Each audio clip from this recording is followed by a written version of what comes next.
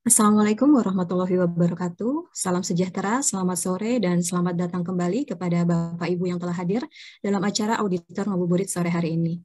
Auditor Ngabuburit sore hari ini akan membahas topik mengenai Internal Audit Role Play and the Future of Control dengan pemateri kita hari ini yaitu Ibu Irina Putri. Beliau adalah Risk Analytics Partner Deloitte Indonesia dan moderator Bapak Imadeswandi Putra, Board IA Indonesia yang akan membantu jalannya diskusi sore hari ini. Baik, Bapak Ibu hadirin sekalian, kita langsung saja memulai diskusi sore hari ini. Kepada Bapak Imadeswandi Putra, saya persilahkan. Baik, selamat sore Bapak dan Ibu. Assalamualaikum warahmatullahi wabarakatuh. Salam sejahtera untuk kita semua. Senang sekali saya pada sore hari ini berkesempatan untuk menemani Bapak dan Ibu untuk sharing sambil menunggu Bapak dan Ibu berbuka puasa ya. Ini saya kebetulan tidak berpuasa, tapi mudah-mudahan dengan adanya auditor ngabuburit, puasa Bapak dan Ibu bisa semakin berkah, karena bisa sambil belajar gitu ya, demi kebaikan di saat berpuasa. Pada hari ini, pembicara kita memang sangat spesial sekali. Ada Bu Irina dari Risk Analytics Partners dari Deloitte. Beliau sudah berkarir 17 tahun di bidang Risk Analytics, kemudian Internal Audits, kemudian Technology Enablement, Digitalization, dan juga Business Process Improvement. Beliau memang sangat berpengalaman sekali dalam mengenabler sebuah IT organisasi, kemudian juga bagaimana menganalisis sebuah data menjadi value. Kemudian yang mendampingi beliau ada juga Pak Andri Apriana pada hari ini. Pak Andri sudah berkarir 18 tahun di bidang analytics, IT, GRC, and process management. Area expertise dari Pak Andri terkait dengan data analytics, kemudian business process improvement, risk management, internal audit, dan IT governance. Kemudian juga ada Pak Imam Hadrazi, mungkin bergabung juga pada sore hari ini. Pak Imam adalah data scientist di Deloitte. Beliau berpengalaman melakukan operation data analytics, kemudian experience-nya mendalam di bidang machine learning dan juga deep learning, data visualization, dan juga process automation. Ini beberapa kali forum-forum IA memang mengangkat tema digitalisasi, Bapak dan Ibu. Analytics menjadi salah satu topik yang selalu muncul. Kalau bayangan saya di beberapa survei-survei global dan juga survei-survei yang dilakukan oleh asosiasi-asosiasi profesi, ada dua hal paling tidak yang muncul di dunia. Yang pertama mengenai ESG, Environment, Social, dan juga governance. Karena dengan pandemi COVID ini, sustainability juga menjadi sebuah isu yang harus diadres oleh organisasi. Sehingga tidak hanya value di jangka pendek, namun juga value di jangka panjang. Resilience organisasi juga ditantang untuk bisa terus mengarungi semua turbulence dan juga shock yang ada di dalam industri. Yang kedua, yang selalu muncul adalah mengenai teknologi dan juga analytics. Mungkin Bapak dan Ibu juga melihat shifting yang terjadi saat ini, yang dulunya kita bekerja selalu datang ke kantor, kemudian waktunya ditentukan, kemudian tempat duduk ditentukan, dan lain sebagainya. Sekarang shifting semua, sebagian besar organisasi sudah menerapkan work from home. Kemudian juga bahkan ada yang sudah flexible working arrangement, di mana kapan mereka membutuhkan ke kantor, pada saat itu saja mereka ke kantor. Dan aktivitas-aktivitas lain yang terdigitalisasi di dalam organisasi. Jadi dengan adanya digitalisasi tersebut akan menghasilkan banyak sekali data. Data ini kalau misalnya kita diamkan begitu saja, tentunya tidak akan memberikan value bagi organisasi. Data dengan analisis yang memadai, dengan analisis yang mendalam, tentunya bisa akan mendrive sebuah decision making, kemudian memberikan pencapaian tujuan dan bagi organisasi, dan juga memberikan added value yang lebih baik bagi organisasi dengan adanya data. Sesimpel misalnya kalau sekarang kita ke kantor sudah harus booking dulu mejanya di mana gitu Bapak Ibu ya. Jadi bisa jadi kantor Bapak dan Ibu sekalian sudah tahu tuh Bapak dan Ibu tuh akrabnya sama siapa gitu ya, karena ketahuan duduknya sama siapa setiap hari gitu. Sudah ter-record datanya. Gitu. Saat kita bisa diberikan kesempatan untuk memilih dengan siapa kita duduk berdekatan, kemudian kita memilih orang-orang itu saja gitu. Jadi organisasi pun bisa akan memetakan ini dekatnya dengan siapa, hubungannya sedalam apa, segala macam. Apa pentingnya bagi internal audit, Bapak dan Ibu sekalian?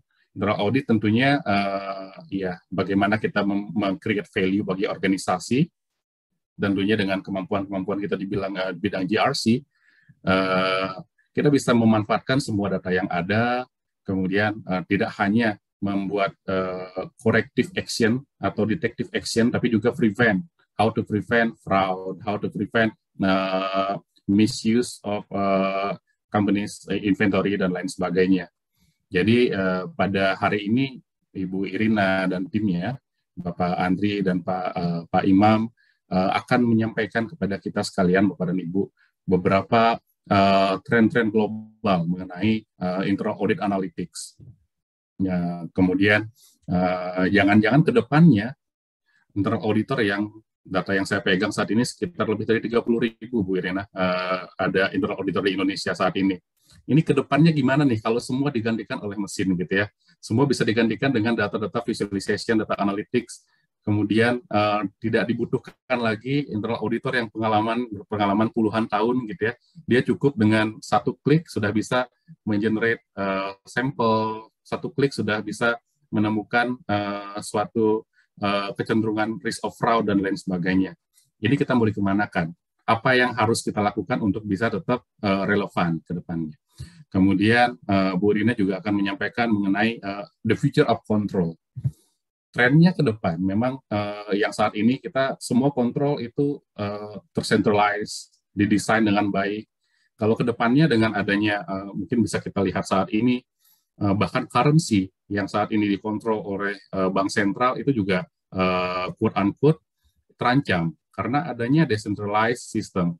Jadi dengan adanya blockchain, tidak mungkin suatu saat akan tidak relevan lagi. Ada suatu regulator yang mengkontrol currency tersebut. Nah, bagaimana peran kontrol? Apa yang harus disarankan oleh internal audit ke depannya untuk bisa mengadres isu tersebut? Kemudian, bagaimana organisasi bisa mengembrace perubahan-perubahan ini? Perubahan-perubahan dari shifting of mindset, shifting of industrial landscape, dan lain sebagainya. Jadi saya tidak ingin berpanjang lebar, sebagai pengantar mungkin itu saja yang bisa saya sampaikan. Selanjutnya banyak sekali saya yakin hal yang dapat disampaikan oleh Ibu Rina, Pak Andri, dan Pak Imam. Bapak dan Ibu sekalian yang ingin berdiskusi langsung bisa langsung menuliskan di kolom chat, kemudian nanti saya get back begitu Bu Rina selesai mempresentasikan, sekitar 60 to 70 minutes ya Bu ya, untuk semua slides dan paparannya. Kemudian baru kita nanti akan masuk ke sesi diskusi. Mudah-mudahan kita on time 17.30 or before that, karena mungkin Bapak dan Ibu mempersiapkan untuk berbuka puasa. Demikian mungkin yang bisa dapat saya sampaikan. Kami persilahkan Bu Irina dan tim untuk melanjutkan sesi pada siang ini. Nanti kita lanjut lagi Bu Irina untuk mendiskusikan setelah Ibu presentasi. Baik. Terima kasih. Selamat sore. Assalamualaikum warahmatullahi wabarakatuh. Salam sejahtera untuk Bapak Ibu semuanya yang sudah hadir di sore ini.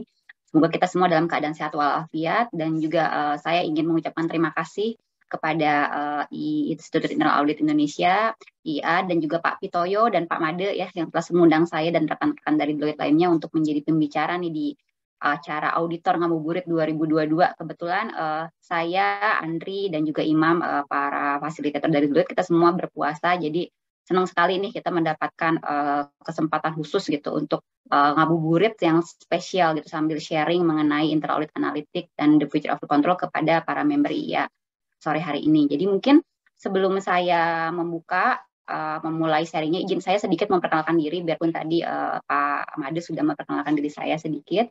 Jadi seperti disampaikan, saya Irina, saya partner di Deloitte Indonesia, di mana saya sudah bekerja di sini kurang lebih selama 17 tahun gitu kan. Dan selama pekerjaan saya mostly berkoordinasi dengan para tim finance, tim accounting, juga para tim internal audit di multiple organization gitu yang menjadi klien saya gitu kan. Internal audit yang saya biasanya berkoordinasi itu ada operasional internal audit, ada internal audit yang berhubungan dengan IT gitu. Dan sebagian besar pekerjaan saya memang berputar sekitar resiko, kontrol, dan juga data analitik. Jadi sekali lagi senang sekali saya dapat berada di sini, dan saya tidak bisa melihat semua audien yang hadir hari ini, namun salam kenal untuk semuanya sekali lagi. Dan apabila ternyata ada yang kebetulan saya pernah berinteraksi atau bekerja sama sebelumnya dengan Bapak dan Ibu sekalian, saya senang sekali bisa berinteraksi kembali dengan forum yang slightly berbeda itu di event IA ini hari ini. Oke, Jadi mungkin demikian perkenalan dari saya. Jika saya izin untuk lanjut masuk ke dalam topik yang akan kita bawakan hari ini. Jadi kita akan membawakan 4 poin utama Bapak dan Ibu sekalian gitu, yang semoga harapan saya bermanfaat atau setidaknya memberikan new knowledge atau new information gitu kan kepada Bapak Ibu sekalian. Itu yang pertama adalah tren di internal audit analitik. Nanti saya akan membawakan mengenai survei-survei yang sudah coba kita kumpal gitu untuk keperluan hari ini terkait dengan teknologi dan analitik untuk internal audit function gitu kan. Lalu juga mengenai the future of control dan bagaimana sih mengakses gitu internal audit analitik maturity gitu. Semature apa analitik di internal audit function di perusahaan kita, di perusahaan Bapak dan Ibu sekalian gitu.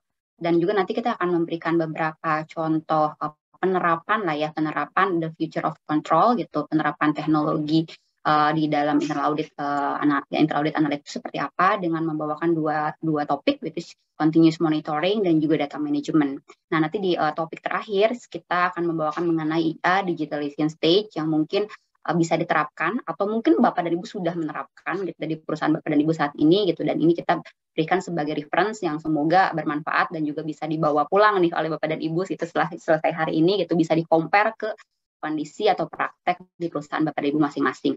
Oke, mungkin itu agenda yang akan kami bawakan. Untuk mempersingkat waktu, mungkin Imam boleh minta tolong ke slide berikutnya.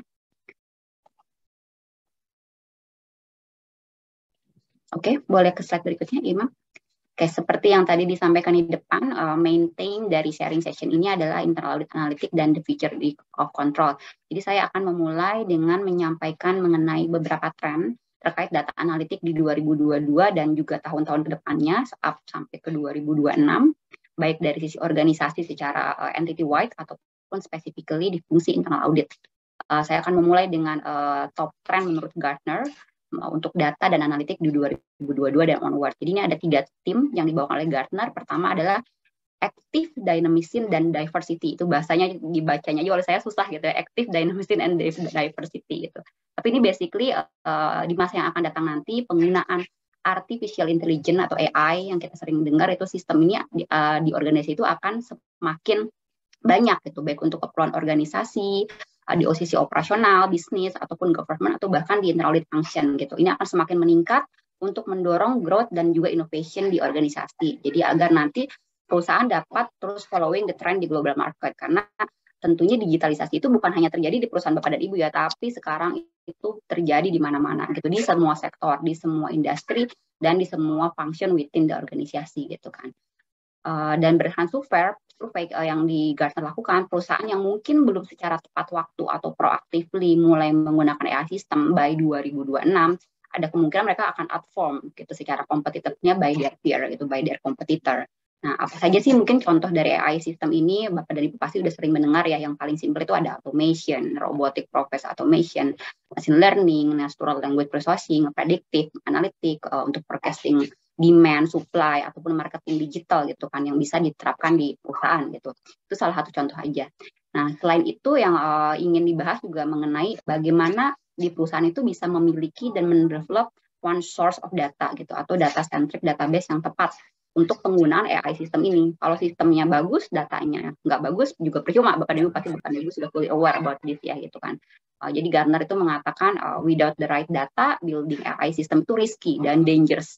Karena insight yang ditarik itu bisa jadi salah gitu kan. Dan data yang dimaksud di sini layernya juga bisa sangat bervariasi dan sangat diverse gitu kan. Bukan hanya data internal gitu, tapi data eksternal gitu. Data eksternal itu penting jika Bapak dan Ibu ingin selangkah lebih depan gitu dari para kompetitor gitu. Selain data internal perlu dianalisa, data eksternal juga perlu gitu diambil untuk melihat bagaimana customer trend, market benchmark, dan juga hal-hal lainnya yang dirasa mungkin penting untuk dikolek dan dianalisa oleh perusahaan. Dan tentunya terakhir memiliki automation mechanism untuk melakukan sharing internal ataupun eksternal data. Ini juga dapat menunjang digitalization dan juga mengurangi human effort, sehingga para resource di perusahaan bisa dialokasikan untuk melakukan hal-hal yang lebih value added. Tadi Pak Made ada bertanya ya, kalau semuanya nanti dilakukan sama sistem atau pakai automation, nanti manusianya mengerjakan apa gitu. Harapannya, idealnya adalah manusianya itu nanti dialokasikan melakukan hal-hal yang lebih value added, artinya melakukan review gitu kan terhadap outcome apapun yang dihasilkan oleh teknologi tersebut gitu. Jadi hal-hal yang lebih bersifat housekeeping atau administration itu bisa dikurangi, secara skill set-nya mereka tuh bisa lebih ditingkatkan gitu. Jadi dengan kata lain mereka juga teknologi skill-nya juga harus ditingkatkan gitu ya. Nah itu tim yang kedua gitu. Dan tim yang pertama tim yang kedua adalah augment people and decision. Tadi saya sudah bahas sedikit gitu kan mengenai people. Jadi di sini basically membicarakan mengenai context and reach analysis gitu. Jadi data analisa yang digunakan di bisnis dan juga bagaimana keterlibatan people gitu within organization dalam proses analisa dan decision modelnya. Jadi masih sesuai dengan tema sebelumnya, analisa terhadap data di perusahaan itu akan continue menjadi sangat penting, terutama apabila data tersebut bisa dikaitkan antara satu dengan lainnya, sehingga hasilnya akan lebih valuable dan insightful. Itu yang dikatakan context and reach analysis. Jadi rather dan menganalisa data sel saja, gitu, mengatakan sel saya paling tinggi di bulan Februari, gitu kan istilahnya gitu kan. Tapi bisa dikaitkan dengan data collection, gitu misalnya, sel saya naik 40% gitu kan, tapi kok collection rate saya tuh sangat turun gitu kan, atau bahkan sangat jelek gitu. Nah berarti apakah ada control breakdown gitu di mana proses collection kita itu tidak efektif gitu kan, yang dilakukan oleh teman-teman bisnis gitu, atau mungkin justru mekanisme pemilihan customer di depannya gitu yang kurang tepat. Nah dengan cara melakukan analisa dan mengcombine-kan ke beberapa data itu, kita bisa melihat sebenarnya ada resiko ataupun control breakdown apa saja yang bisa di follow up lebih lanjut. Di situ tugas dari internal audit gitu, tugas dari para auditor justru menganalisa lebih lanjut, menginvestigasi lebih lanjut dari hasil analisa data-data tersebut gitu kan. Jadi datanya memberikan informasi dan kita gali lebih lanjut gitu ke lapangan atau dengan berdiskusi dengan para user gitu.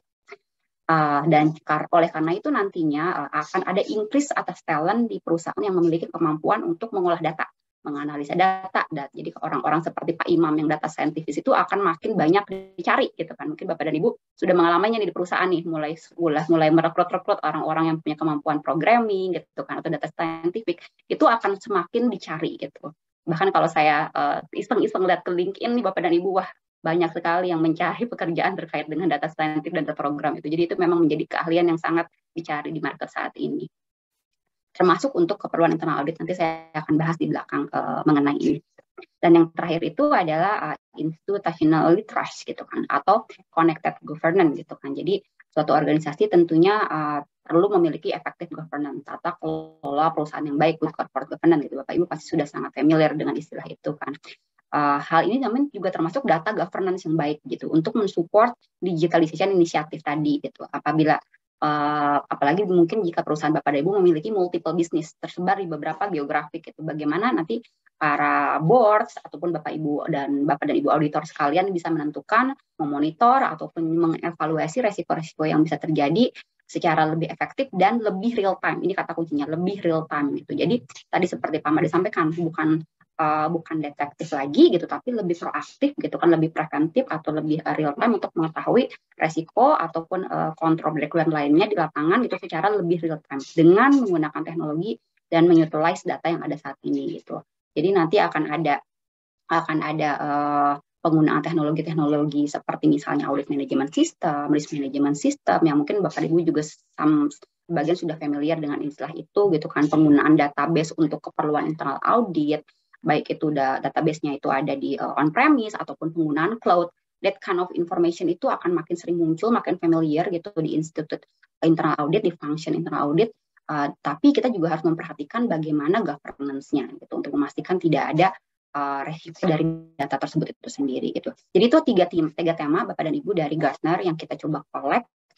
Nah, jika kita bisa ke slide berikutnya, Imam. Oke, di slide berikutnya mungkin saya akan mencoba membawakan survei dari Deloitte sendiri nih Bapak dan Ibu izin gitu kan. Deloitte juga melakukan survei sebenarnya terhadap mengenai internal audit digital dan analitik survei di 2021 kemarin. Jadi kita memang melakukan survei kepada para CIA, Chief Audit Executive gitu kan, di multiple organization dengan multiple industry juga gitu, untuk mengetahui sebenarnya key driving factor apa sih yang mereka inginkan gitu untuk mengachieve digital and analytic yang lebih up to date gitu. Apa sih tujuan mereka ingin mengimplementasikan analitik di internal audit function gitu kan.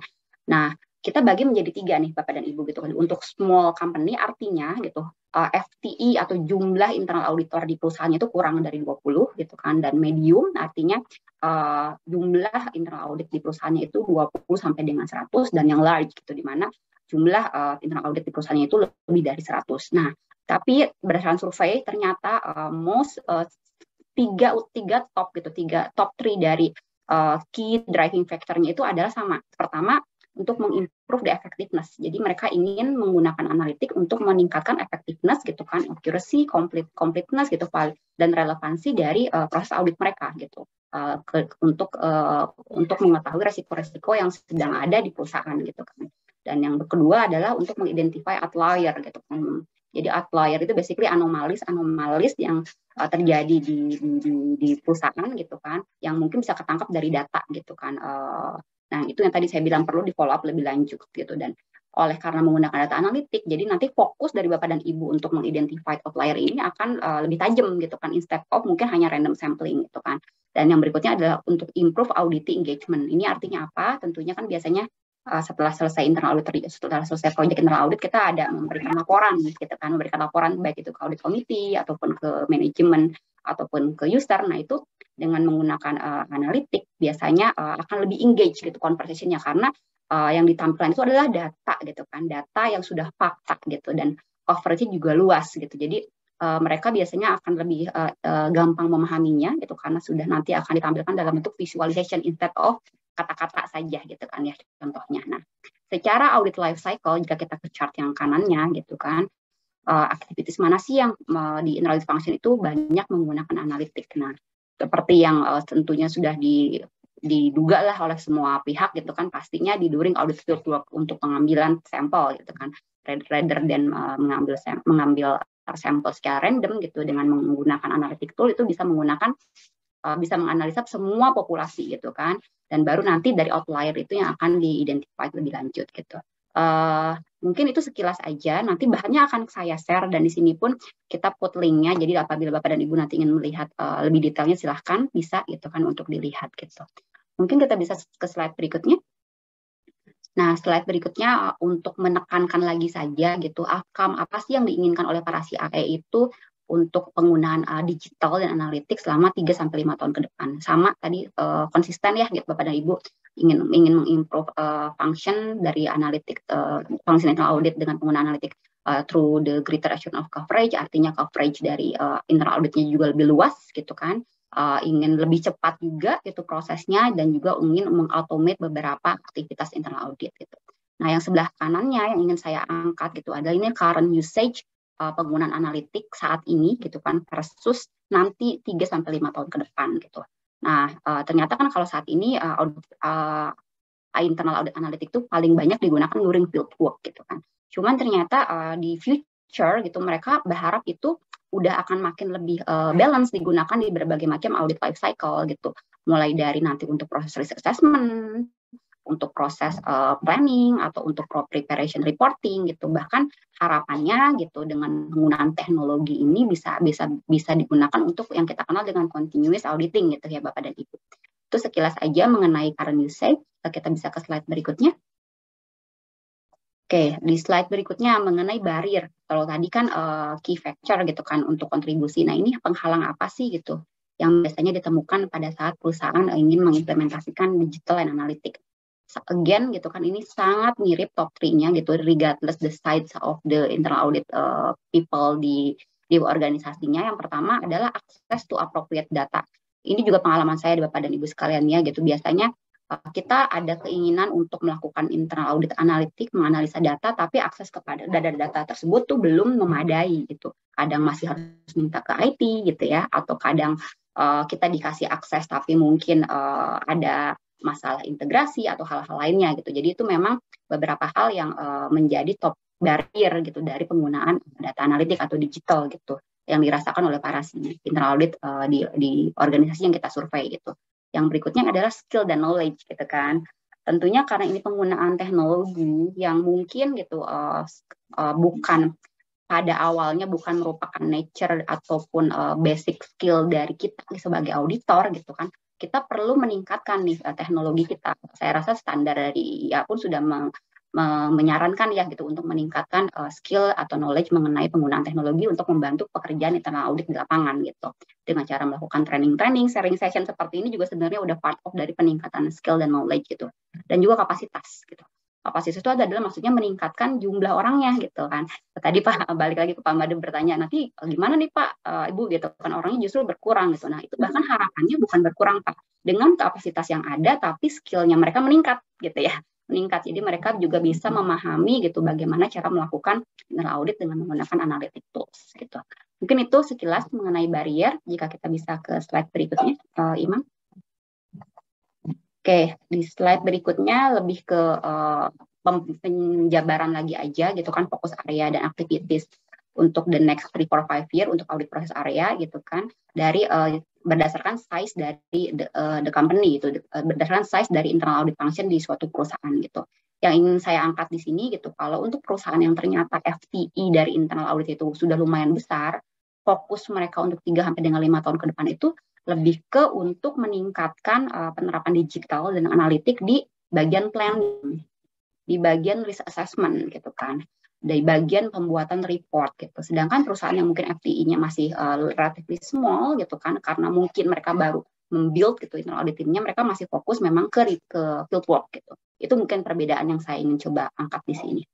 Oke, jika kita bisa ke slide berikutnya, Imam. Nah, slide ini menarik nih Bapak dan Ibu gitu kan. Jadi kita juga melakukan ini sebetulnya berdasarkan survei yang kita ambil nih dari Institute Internal Auditor di North America gitu kan, di 2022 gitu ada survei di mana apabila CIA itu diberikan pilihan gitu kan, mau increase staff atau memilih teknologi gitu kan ya untuk keperluan internal audit function-nya, ternyata 48% itu memilih mengincrease staff gitu. Teknologi itu nomor 2, 25% gitu kan. Nah, tapi yang ingin saya call out gitu kan di sisi paling kanan dari halaman gitu kan, di bawah kanan Imam.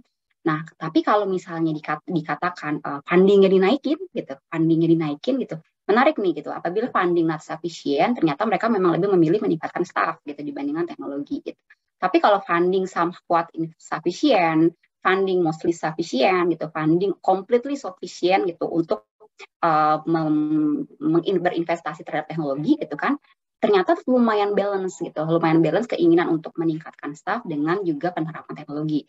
Jadi ini sebenarnya sejalan dengan yang tadi ya, dengan survei yang tadi bahwa penggunaan analitik dan digital di internal audit function itu memang sudah menjadi salah satu yang sangat disorot atau bahkan mungkin di sebagian besar perusahaan sudah mulai diimplementasikan di internal audit function-nya gitu. Itu sih contoh-contoh dari tren internal audit yang saya bisa sampaikan. Mungkin saya tidak menyampaikan secara detail karena keterbatasan waktu, tapi again nanti materinya Pak Made, Pak Itoyo akan di-share ya kalau saya tidak salah menyampaikan gitu kepada para audiens yang hadir hari ini. Gitu. Oke, bisa ke slide berikutnya. Oke, sekarang mungkin saya akan membawakan yang kita sebut the future of control gitu kan. The future of control ini apa sih Ibu Irina gitu. Ini sebenarnya konsep aja Bapak dan Ibu, konsep gitu kan. Konsep atau vision gitu kan, bagaimana nanti di area yang tadi seperti disampaikan oleh Pak Made ya gitu. Kita sekarang sudah semua orang toward digitalization gitu sekarang. Sudah banyak emerging risk baru gitu, ada emerging risk terkait dengan data breach, cyber, data size yang sudah semakin besar gitu, karena semua itu transaksi udah jarang lah gitu ada manual dokumen gitu, mungkin masih ada gitu tapi udah mulai di minimal gitu kan, semuanya ada di dalam ERP system gitu, jadi size of data semakin besar. Dan juga gitu dengan adanya COVID-19 di mana semuanya sekarang serba online gitu. Mostly gitu, termasuk meeting, termasuk penggunaan aplikasi untuk segala sesuatu gitu. Bagaimana future of control itu bisa dijaga gitu kan, untuk agar tetap fungsinya tetap sama, which is untuk memitigasi resiko gitu kan, dengan cara mengutilize digital asset gitu, seperti misalnya analitik gitu ataupun AI ataupun automation gitu kan. Nah, jadi kalau saya boleh menyampaikan konsep di future of control ini gitu kan, seperti yang disampaikan ini sebenarnya hanya konsep, hanya vision gitu. Penggunaan teknologinya bisa beraneka ragam gitu, apapun. Jadi kalau saya boleh lihat dari secara kontrol komponennya itu ada yang kita bilang control of risk gitu kan, Control of risk ini itu basically adalah bagaimana kontrol itu bisa memitigasi resiko tentunya gitu kan, sudah pasti gitu kan. Bagaimana risk itu bisa di-align gitu dan dipastikan semua risiko itu bisa termitigasi dengan kontrol-kontrol yang sudah di-put gitu. Nah, itu penerapan teknologi bisa banyak, bisa ada GRC ataupun berbagai macam automation control di dalam ERP gitu. Nah, yang berikutnya ada yang kita sebut dengan kontrol efisiensi gitu kan. Basically ini untuk keperluan monitoring gitu kan. Nah, ini biasanya yang disarankan adalah dengan cara meningkatkan kontrol automation instead of manual control, karena biasanya tentunya tidak semuanya Bapak dan Ibu ya gitu. Kontrol automation itu lebih dapat untuk mendetektif gitu dibandingkan mempreventif gitu kan, daripada hanya mendetektif terjadinya sesuatu gitu kan, terjadinya kesalahan gitu secara historically gitu. Nah, dan juga tentunya ada continuous monitoring yang nanti kita akan bahas di slide berikutnya. Nah, yang berikutnya adalah control assurance, tentunya internal audit, Bapak dan Ibu sekalian gitu, yang memang mungkin menjadi member of part of dari internal audit function di perusahaannya masing-masing, itu sudah pasti kan tugas kita, salah satu tugas kita yang utama itu adalah memberikan assurance gitu kan. Nah, cuman di sini dikenalkan dengan konsep yang kita sebut integrated assurance gitu. Jadi basically bagaimana sih memaksimumkan pemberian insight dari atau value of insurance insight ini gitu.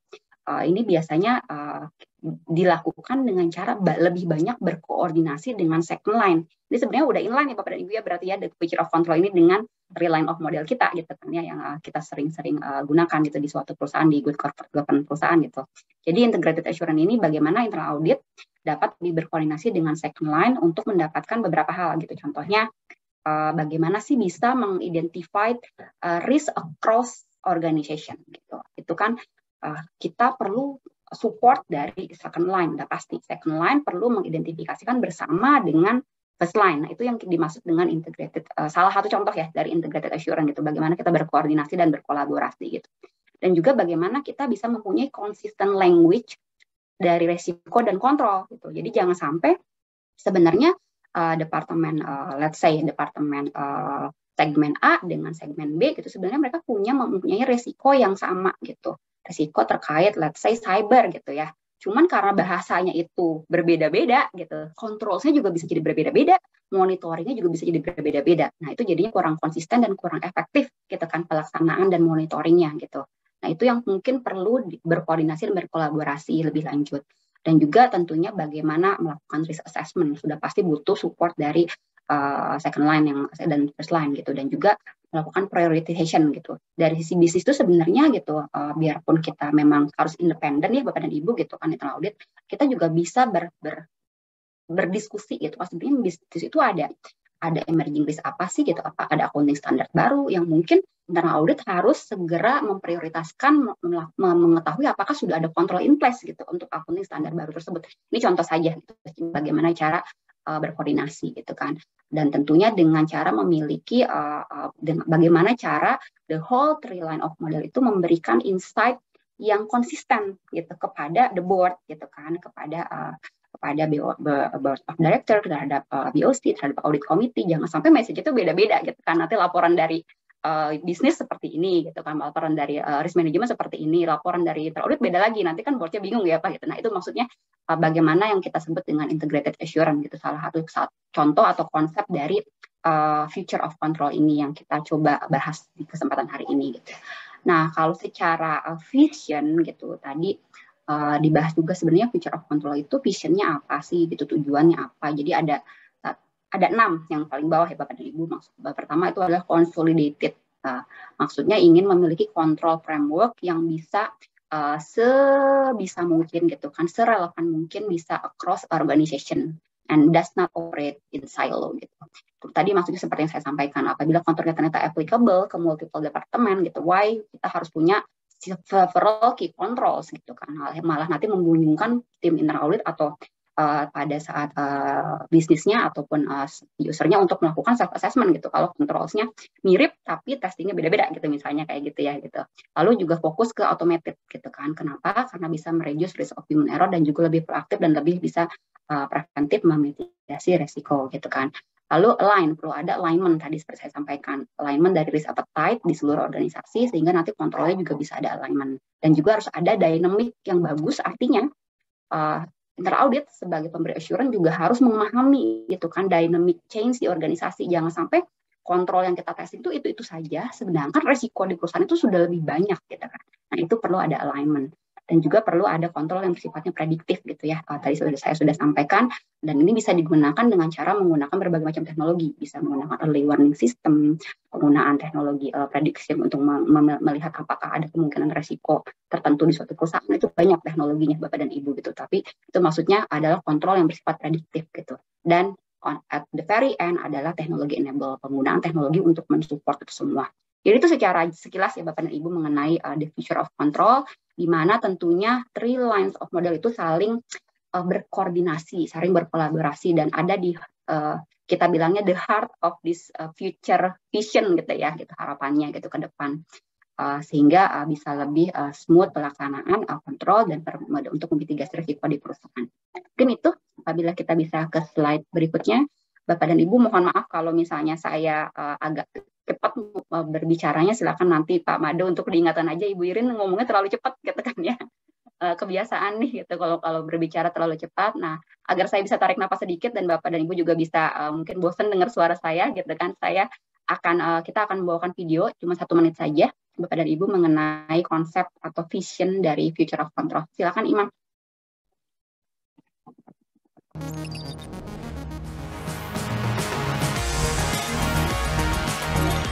Organizations need effective controls to thrive, and yet they are often seen as administrative, regulatory, and compliance-driven. Today's control model is often a reactive reporting function, rather than a proactive value driver. It has no single view, no early warnings, and limited automation. Picture your control environment. If one of your controls broke down tomorrow, when would you find out? Would you be able to predict it in advance and put remediation in today? Or would you find out when the crisis hits?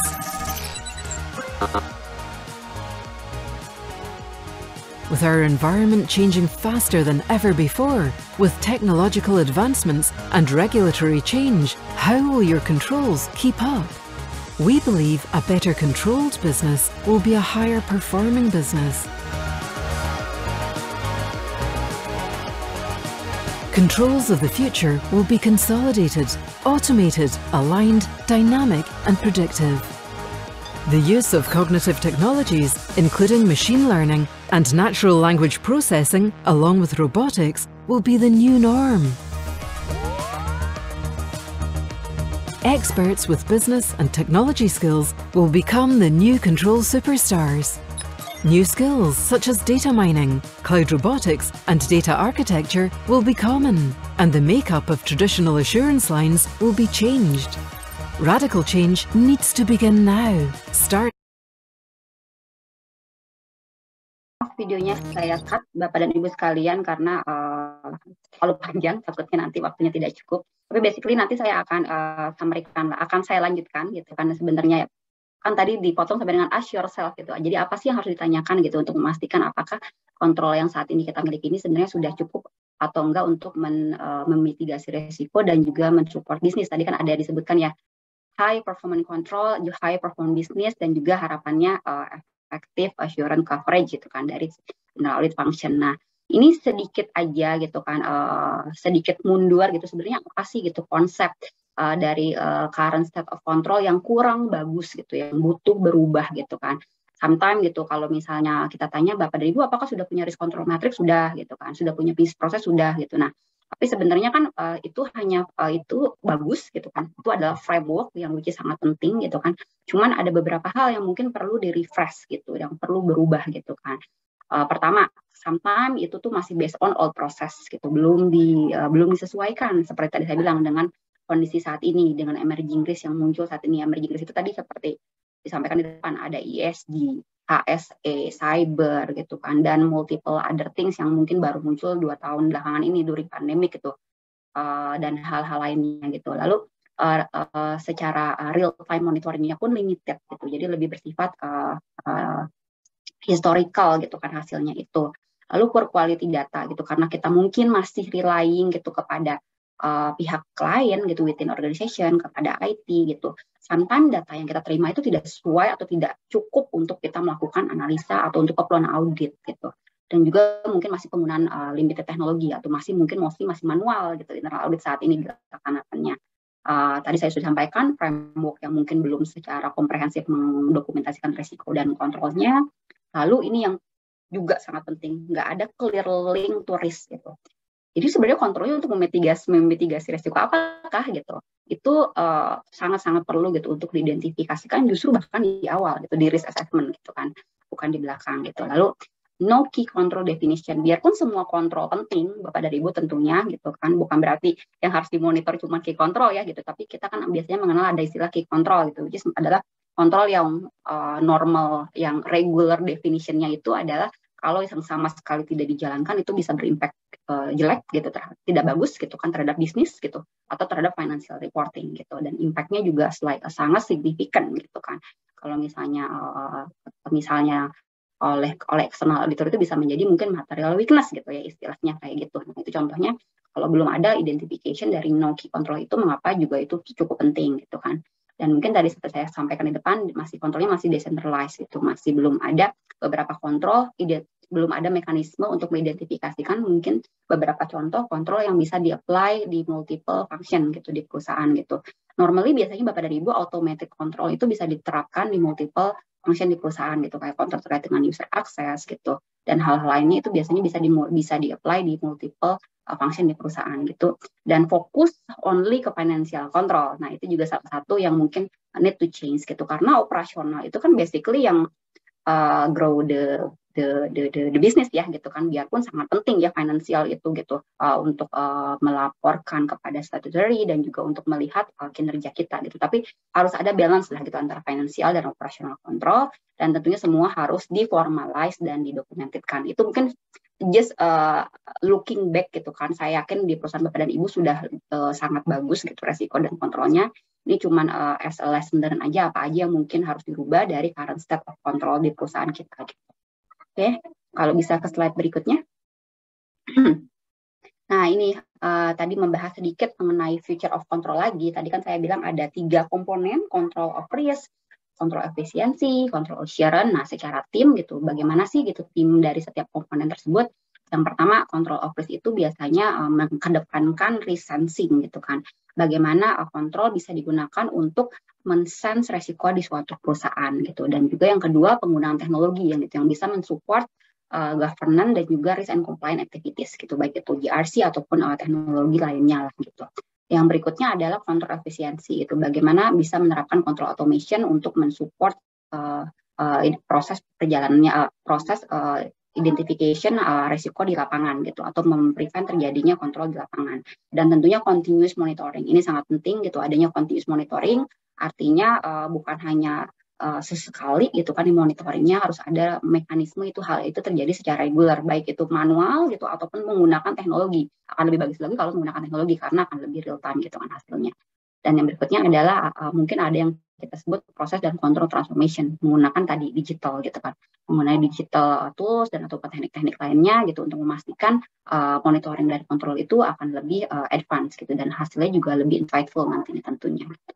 Nah, yang berikutnya tadi saya sudah sampaikan juga, kita memperkenalkan istilahnya namanya integrated assurance gitu ya, atau mungkin sebagian saya dengar sih ada yang bilang itu namanya combined assurance gitu kan ya. Bagaimana sih bisa saling berkolaborasi antara three soft model gitu untuk mendapatkan mengutilize maksimum assurance untuk kepentingan organisasi gitu kan. Dan yang terakhir adalah menggunakan smart internal audit.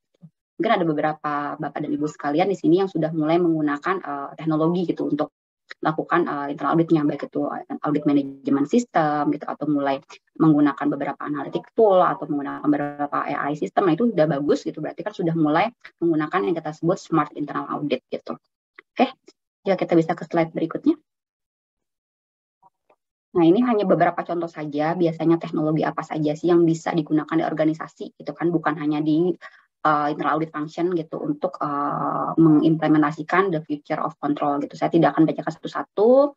Ada GRC system, ada machine learning, ada deep learning gitu, which is another advanced mechanism dari machine learning gitu. Ada RPA, ada another lot of artificial intelligence di luar sana lah Bapak dan Ibu gitu kan, yang bisa dicari tahu nanti yang mana yang paling cocok untuk perusahaan Bapak dan Ibu gitu. Karena jangan sampai kita saya pengen implementasi ini semua gitu. Itu tidak saya sarankan gitu, karena harus sesuai dengan strategi dan juga resiko yang ingin dimitigasi oleh perusahaan gitu kan. Nah, jadi itu mungkin sekilas gitu yang ingin saya sampaikan mengenai teknologi yang biasanya digunakan untuk memonitor future state of control ini.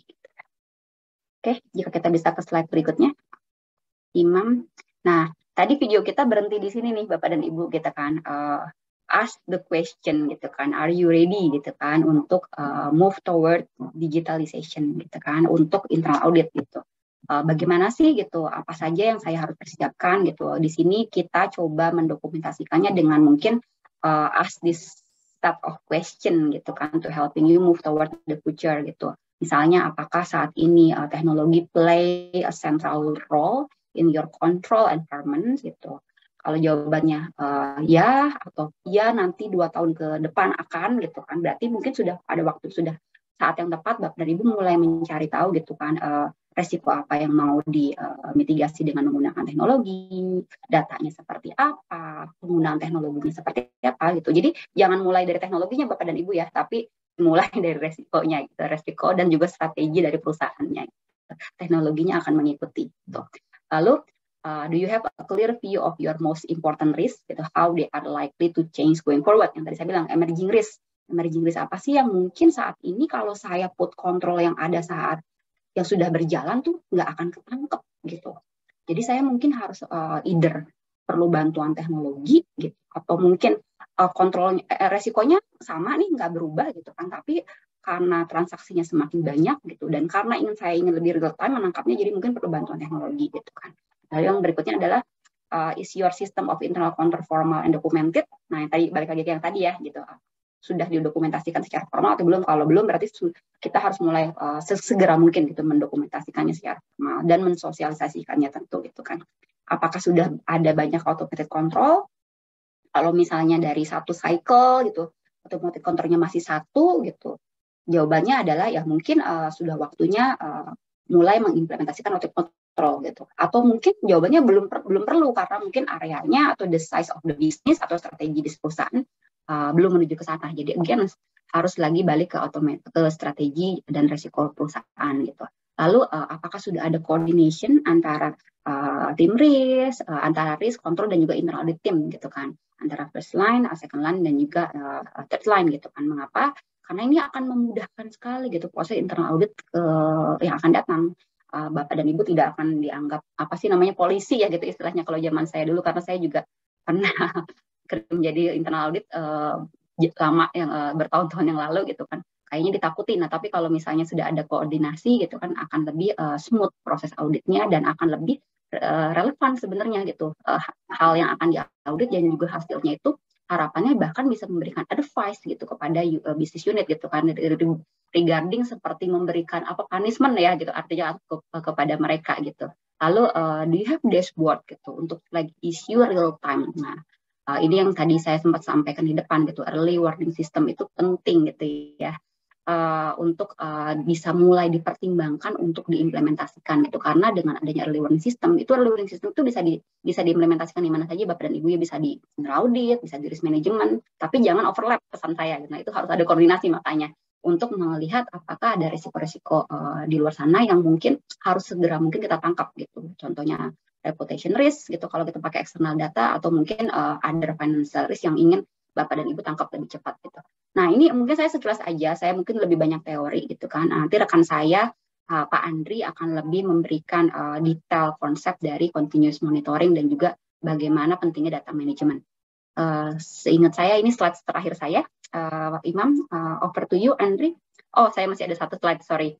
Bapak dan Ibu, ini hanya sedikit summary aja. Tadi sebenarnya saya sudah sampaikan semua in general gitu kan, benefit dari future state of control. Secara coherence akan ada holistically across organization gitu kan, nggak berdiri sendiri, kontrolnya nggak silo, dan juga applicable apabila dan kalau bisa kontrolnya applicable untuk seluruh organisasi, bisa identifying issue early gitu kan, untuk menghindari control breakdown mendadak di tengah-tengah yang kita tidak ketahui gitu kan.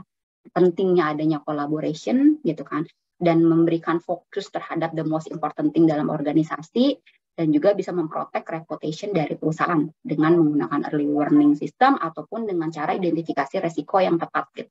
Mungkin itu secara general benefit dari feature state of control. Untuk pembahasan berikutnya akan saya offer kepada Pak Andri. Ya, baik. Terima kasih Irina. Selamat sore teman-teman semua. Bu Angela juga nih. Selamat bergabung Bu Angela. Sebagai Ketua IAIA ya. Saya dulu sering ikut seminar nasionalnya juga, Bu. Selamat sore, Bu Angela. Selamat sore, Mbak Irina. Ya. Oke, baik. Mbak Irina. Selamat sore, Ibu Dewi. Selamat sore, maaf tadi belum sempat greeting. Ibu Dewi. Baik, mungkin izin kami melanjutkan kah Bapak dan Ibu sekalian. Tadi sepertinya ada satu topik yang saya masih harus sampaikan ya Andri nih, padahal saya sudah lumayan serat. Tapi nggak apa-apa kan kita konsepnya ngabuburit ya gitu kan, mari kita jalankan bersama-sama. Silakan ya kalau ada pertanyaan untuk ditanyakan di chatbot gitu Bapak dan Ibu sekalian. Saya sedikit aja share mengenai internal audit analytic maturity, mungkin ada beberapa slide yang tidak akan saya present secara detail. Jadi basically boleh ke slide berikutnya Imam. Audit analytic maturity itu adalah bagaimana Bapak dan Ibu gitu, apabila Bapak dan Ibu memang merupakan internal audit di function di perusahaan Bapak dan Ibu masing-masing, bisa mengakses maturity dari penggunaan analitik di fungsi saya, di internal audit fungsi di organisasi saya gitu. Dengan cara mungkin bisa diawali dengan asking this all question gitu kan. Insight apa yang ingin diperoleh, opportunity apa yang ingin saya dapatkan dari penggunaan data analitik, dan juga use case apa yang ingin saya apply gitu kan sebagai pilot project mungkin gitu untuk penggunaan analitik di internal audit function gitu, dan tools gitu. Tadi saya katakan teknologi itu menyusul gitu, yang penting itu adalah justru resiko dan strateginya gitu. Nah baru setelah itu menanyakan tools apa sih yang harus saya gunakan gitu. Apakah mungkin karena saya masih mau coba-coba, mungkin pakai yang simple aja dulu gitu. Pakai visualization dulu aja dulu, belumlah saya pakai machine learning sih gitu kan misalnya contohnya gitu. Lalu baru setelah itu pastikan itu diimplementasikan secara continuous gitu, ensuring the right action. Jadi bukan hanya plan saja, perlu sekali actionnya diimplementasikan. Mungkin dengan cara masukin ke dalam audit plan dulu, dapetin budgetnya, and then disosialisasikan, ada trainingnya gitu, dan nanti bisa dijalankan secara continuously. Nah secara kriteria, jika kita bisa ke slide berikutnya, ada 9 kriteria gitu kan yang biasanya bisa diterapkan di perusahaan Bapak dan Ibu gitu untuk menganalisa maturity internal audit analitik itu, dari strateginya, kulturnya, metodologinya, scope of service-nya yang ingin dianalisa, teknik analitik yang ingin digunakan, akses to datanya udah seberapa fast gitu, atau bahkan mungkin sudah punya data center sendiri gitu untuk keperluan internal audit gitu. Seberapa sering sih analitik script itu digunakan, the size of the team, dan juga trainingnya. Nah, dari 9 area ini, Bapak dan Ibu nanti bisa gunakan gitu kan framework ini untuk menilai nih gitu, mengassess gitu. Sebenarnya saat ini masih non-existent nggak sih gitu analitik di internal audit tim saya gitu, atau sudah mulai exploring, ataupun sudah mulai building, innovating, ataupun disrupting gitu. Disrupting itu artinya sudah sangat advance gitu. Jadi ada di semua internal audit life cycle. Ini secara sekilas aja bagaimana nanti Bapak dan Ibu bisa implementasikan di perusahaan gitu jika ingin, jika bersedia gitu kan, untuk mengakses sendiri nih self-assessment gitu, analytic maturity di internal audit function di perusahaan Bapak dan Ibu masing-masing gitu. Oke, Imam silakan ke slide berikutnya. Oke, mungkin slide berikutnya akan saya skip karena ini sebenarnya hanya mengulang yang tadi sudah saya sampaikan di depan, bagaimana cara analyze internal audit maturity di perusahaan Bapak dan Ibu gitu. Nah ini slide ini akan merupakan bridging gitu kan dari slide yang tadi saya sudah sampaikan mengenai internal audit analytic maturity, mengenai the future of control, kepada yang nanti Pak Andri akan bawakan gitu.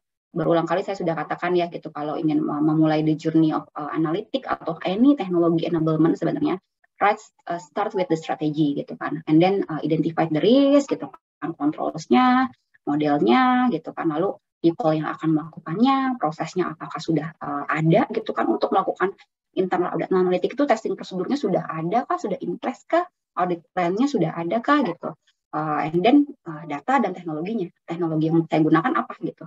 Nah itu akan tergantung dengan seberapa advance Bapak dan Ibu akan menerapkan analitik di perusahaan. Nah di bawahnya tentunya akan ada beberapa support baik itu dari data warehouse dan juga data in general. Ini yang akan dibawakan lebih lanjut oleh Pak Andri. Betul ya Andri ya, udah ke Andri ya. Oke, terima kasih kalau gitu Bapak dan Ibu, terima kasih. Nanti saya di belakang juga akan ada closing. Silakan sekarang saya over ke Andri. Terima kasih Irina. Oke, baik Bapak Ibu sekalian, tadi kalau kita lihat gitu ya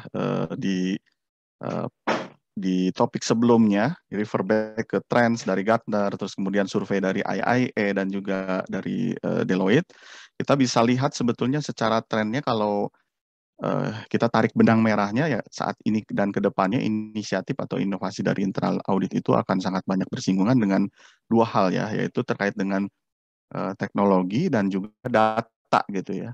Yang suka dilupakan data gitu ya. Selalu organisasi pengennya coba implement analytics, implement digitalisasi gitu ya, tapi ternyata datanya nggak ready kah, atau datanya ready tapi kualitinya nggak bagus gitu ya. Nah ini kita akan coba kupas lebih sedikit lebih dalam terkait dengan implementasi dari digitalisasi di internal audit melalui continuous monitoring dan juga leading practice terkait dengan data management ya. Jadi kalau kita kita lihat agar organisasi itu bisa sukses dalam melakukan digitalisasi, itu sebetulnya ada 3 hal yang perlu difokuskan gitu ya. Terutama yang pertama terkait apa saja yang dikontrol, bagaimana cara yang mengontrolnya, dan bagaimana cara organisasi bisa menjamin tingkat efektivitas dari kontrolnya tersebut gitu ya. Beberapa organisasi yang sudah mature, terutama dari sisi IA analytics-nya gitu ya, itu memanfaatkan beberapa digital asset gitu untuk dapat mengurangi blind spot-nya terhadap risiko maupun kontrol. Seperti tadi apa yang harus dikontrol gitu ya, menggunakan teknologi seperti resensing yang either itu dibangun sendiri ataupun dengan mengakuisisi gitu ya, atau di sisi how to controlnya memanfaatkan teknologi-teknologi seperti continuous monitoring, control automation gitu ya, dan di how to assure juga memanfaatkan aset-aset digital pendukung lainnya. Jadi kalau kita kembali ke definisinya gitu ya, continuous monitoring ini merupakan satu digital platform yang dapat membantu organisasi melakukan monitoring risiko maupun kontrol secara otomatis gitu ya. Dan umumnya ini diterapkan di semua lini di freelance model gitu ya, nggak hanya oleh internal audit saja atau di belakang saja gitu ya, sehingga bisa lebih efektif dalam pemanfaatan ataupun monitoring kontrolnya. Kenapa sih kita perlu memanfaatkan tools-tools seperti atau membangun tools-tools seperti continuous monitoring ini gitu ya? Ini yang terjadi cukup umum di organisasi-organisasi, terutama ya ketika kita bicara three lines model gitu ya. Di first line merasa bahwa itu bukan tanggung jawabnya gitu ya, karena biasanya fokusnya ke performance atau jualannya gitu ya, ke KPI-nya.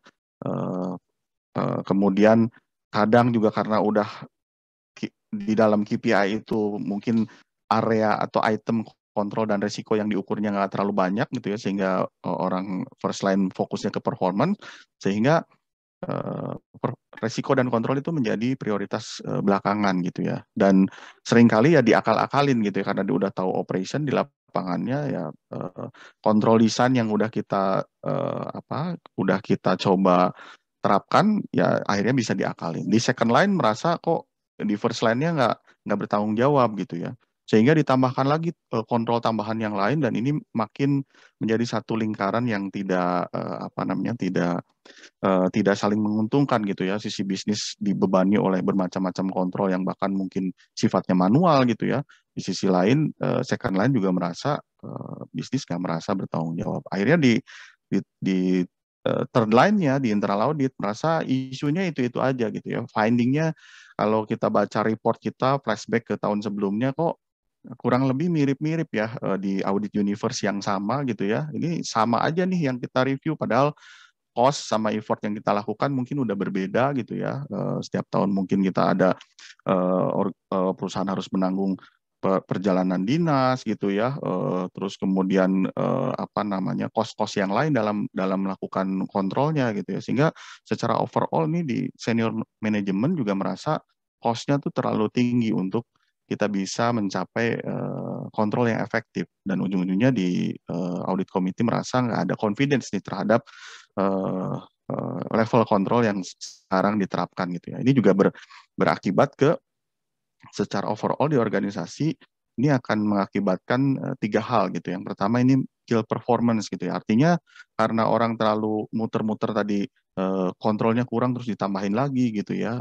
First line juga merasa ini bukan tanggung jawab saya gitu ya. Sehingga kapan akan mulai memikirkan inovasinya gitu ya. Karena orang seperti berputar-putar aja untuk selalu nambahin kontrol. Di sisi lain kontrol juga kok nggak merasa nggak efektif gitu ya. Terus ini juga akan mengakibatkan cost yang dikeluarkan untuk melakukan activity control termasuk reviewnya gitu ya, itu menjadi terlalu mahal gitu ya, dan ujung-ujungnya ini memberikan sense yang salah terhadap resiko yang ada gitu ya.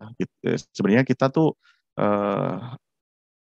tingkat kontrolnya itu seberapa baik sih gitu ya, seberapa efektif gitu ya. Nah, ini akan selalu menjadi pertanyaan karena di sisi first line bisa ngakalin, di second line selalu merasa bahwa kontrolnya kurang gitu ya. Di third line juga isunya kurang lebih itu saja. Nah,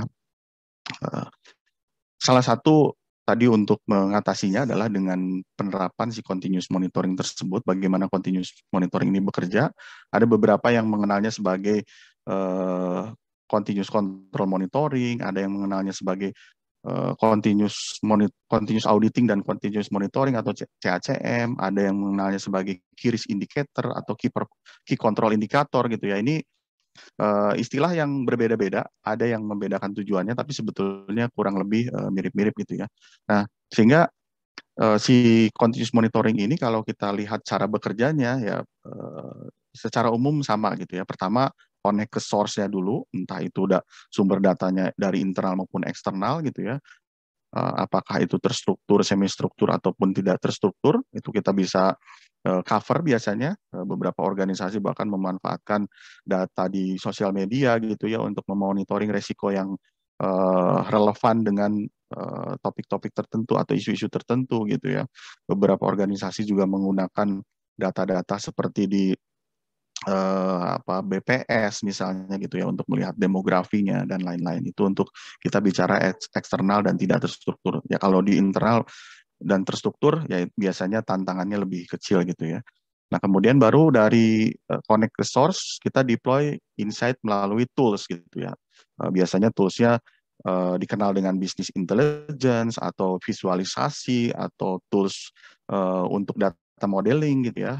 Ya kurang lebih istilahnya di market berbeda-beda, tapi sebetulnya tujuannya sama, untuk tadi meramu data yang kita punya ataupun kita bisa ambil dari luar gitu ya, dan kita bisa hubungkan dengan insight yang kita butuhkan di organisasi. Tadi kalau saya tidak salah lihat di chat ada pertanyaan gitu, ini real implementation-nya seperti apa sih? Ya banyak organisasi yang saat ini sudah menerapkannya gitu ya, artinya proses-proses yang terutama proses-proses yang cukup umum maupun spesifik di organisasi tersebut. Mungkin kalau proses yang cukup umum seperti di order to cash, procure to pay, terus kemudian payroll gitu ya. Ini kita bisa lihat contohnya di tengah ini ada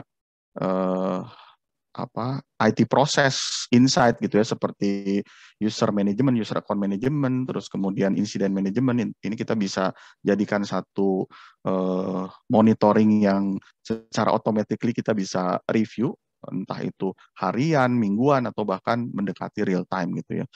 Di sisi finance ini bagian dari procure to pay, three-way matching gitu ya, terus kemudian ada revenue assurance, dan juga terkait dengan operational insight gitu ya. Baru dari proses kita melakukan deployment, artinya kita meramu tadi data dengan tools untuk bisa memberikan insight gitu ya, baru kita operate gitu ya. Jadi operate ini biasanya kalau berdasarkan pengalaman gitu, ini diinitiate oleh third line atau di internal auditnya. Jadi di third line membangun satu skenario atau use case yang relevan dengan risiko dan kontrol yang dihadapi oleh organisasi gitu ya. Setelah matang baru nanti di-share biasanya ke second line ataupun ke first line gitu ya. Sehingga kalau kita hubungkan dengan control environment, ini control environment-nya akan relatif terjaga, bahkan meningkat terus gitu ya, karena kalau internal audit kan kita melakukan proses review mungkin 1 tahun sekali gitu ya. Kalau kita refer back ke audit universe, untuk bisa full cycle di dalam audit universe itu 100% tercover gitu ya. Biasanya ada yang setahun sekali, 2 tahun sekali, bahkan 3 tahun sekali gitu ya. Dan resiko di lapangan tuh bergerak terus gitu ya, sehingga kalau mengandalkan internal audit melakukan review ini pasti akan sangat terlambat gitu ya, sehingga ketika kita bantu dengan tools dan tools ini di-share ke second line dan first line mungkin bisa lihatnya harian bahkan mingguan gitu ya, di second line bisa bulanan gitu ya.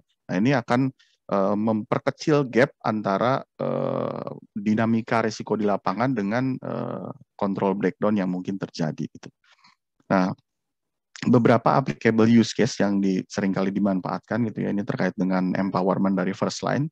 Jadi mengurangi birokrasi gitu ya, dan responsibility-nya lebih clear, karena di dalam day-to-day activity mereka juga nggak hanya fokus monitoring dari sisi jualan atau performance-nya, tapi juga memperhatikan elemen risiko dan kontrolnya tentunya dengan dibantu tools gitu ya. Kalau manual pasti mereka akan merasa ini satu hal yang membebani lebih juga gitu ya. Sehingga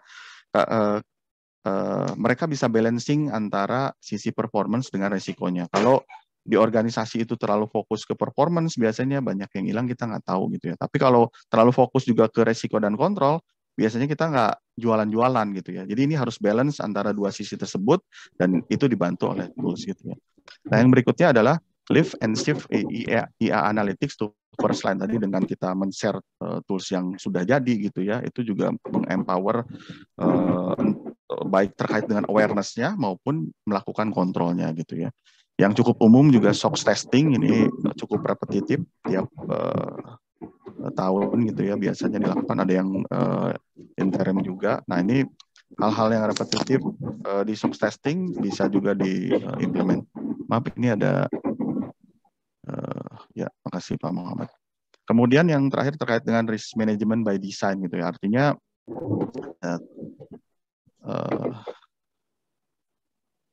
terkait dengan tools yang tadi di-share dengan tim risk management, juga mereka juga bisa melakukan antisipasi gitu ya, dengan kondisi risiko dan kontrol yang di lapangan nih, tingkat ukuran efektivitasnya seperti apa, kita bisa lihat di secara near real time gitu ya. Nah ini kalau kita lihat benefitnya secara overall gitu ya, yang pertama adalah meningkatkan pencegahan terhadap risk exposure, karena semua lini ini makin terlibat gitu ya, nggak hanya rely ke third line, which is itu bisa sangat terlambat gitu ya, tadi tahunan, 2 tahunan, 3 tahunan gitu ya, jarang ya audit universe kita bisa cover 100% beberapa kali dalam 1 tahun gitu ya. Terus kemudian beban bisnis juga berkurang karena monitoring controls-nya dibantu oleh tools, nggak sifatnya manual yang selain memakan waktu juga menimbulkan potensi human error gitu ya. Kemudian yang berikutnya adalah improve quality dan efektivitas dari kontrol itu sendiri gitu ya. Karena kalau kita gambarkan dalam satu grafik gitu ya, itu kayak normal distribution yang berulang kalau kita bicara tentang proses controlling tanpa bantuan tools ya. Artinya kita kunjungi, control awareness dan kontrol efektivitasnya meningkat pada saat kita review. Tapi dalam jeda 1 tahun itu nggak kita review, bisnis kembali lagi terdrag oleh fokusnya ke KPI. Ini kontrolnya turun lagi gitu ya, awareness maupun efektivitasnya. Nanti kita kunjungi atau review lagi, atau auditor review lagi, naik lagi. Terus-terusan aja, kita sebetulnya lagi jalan di tempat. Tapi dengan bantuan tools, dari waktu ke waktu, karena gap waktunya yang dimonitor lebih cepat, artinya melibatkan second line dan first line gitu ya, ini akan meningkatkan kontrol efektivitas dan quality dari waktu ke waktu. Dan yang terakhir adalah juga menggali kesempatan untuk optimalisasi biaya gitu ya, artinya kontrol-kontrol yang tadinya sifatnya manual, apakah kita bisa naikkan menjadi satu kontrol yang automated gitu ya, terus kemudian aktiviti-aktiviti yang repetitif itu juga kita bisa otomasi dengan proses yang lebih efisien gitu ya, kurang lebih seperti itu. Nah, berikutnya tadi kalau bicara analytics itu ya, selalu use case-nya udah ready gitu ya. Wah, kita pengen A, B, C, D untuk diimplement gitu ya. Tapi di sisi lain sebetulnya ketika kita implement, datanya nggak ada gitu ya. Atau datanya ada tapi kualitasnya nggak bagus. Atau bahkan nggak ada yang tahu datanya ada di mana sih di organisasi gitu ya. Sehingga ini menjadi satu tantangan dan di prakteknya gitu ya, bicara tentang data, proses kita melakukan analytics gitu ya. Proses untuk merapikan data itu yang justru waktunya paling banyak gitu ya, antara 70 sampai 80% kita spend waktu untuk membangun satu use case di analytics gitu ya. Sehingga kalau datanya bermasalah ya seringkali use case-nya juga nggak akan berguna gitu ya, atau jadi sih tapi nggak memberikan satu indikasi ataupun satu ukuran efektivitas dari kontrol ataupun ukuran dari tingkat resiko yang real di lapangannya gitu ya seringkali. Sehingga disiplin data manajemen ini menjadi satu hal yang penting untuk kita bisa kembangkan yang di sisi kanannya gitu ya. Jadi di sisi kiri ini terkait disiplin data manajemen, datanya ada di mana, apakah datanya akurat, terus kemudian bagaimana datanya flow gitu ya. Kalau di istilah data manajemen nih, data lineage gitu ya. Terus kemudian apa makna dari datanya, ada data katalog gitu ya, kalau di apa istilah teknisnya. Terus kemudian siapa yang punya data saya ini, data governance-nya gitu ya. Sehingga ketika di sisi kiri ini kita udah rapikan, baru kita mau bicara tentang cognitive automation, predictive, visualization, AI and machine learning gitu ya. Ini akan lebih smooth gitu ya. Kedua sisi ini harus di balancing lagi kembali. Nah, ini beberapa capability yang perlu dipertimbangkan gitu ya ketika sebelum kita masuk ke analytics capability. Ya mungkin untuk hal-hal yang sifatnya deskriptif itu kita bisa langsung jam ke analytics lah. Tapi ketika kita bicara hal-hal yang udah lebih strategik apalagi prediktif gitu ya, ini data capability juga harus clear gitu ya. Apakah termasuk data-data yang sifatnya mungkin nggak ada di database gitu ya, tapi ada di Excel, ada di PDF, ada di kertas bahkan. Nah itu bagaimana kita bisa mengcombine dengan data-data point yang sudah kita miliki gitu ya. Baru ketika kita bicara mulai dari data ingestion sampai ke governance-nya udah clear gitu ya, baru kita bicara ke KPI dashboard, KPI framework, KRI, KCI dari key risk indikator atau key control indikator gitu ya. Ini menjadi satu hal yang akan sangat dimudahkan gitu ya. Baru setelah itu masuk lagi ke AI capability gitu ya. Real time streaming, terus kemudian model training, machine learning dan deep learning maupun yang lain-lain. Nah, ini gambaran terkait dengan leading practice gitu ya di data management sendiri.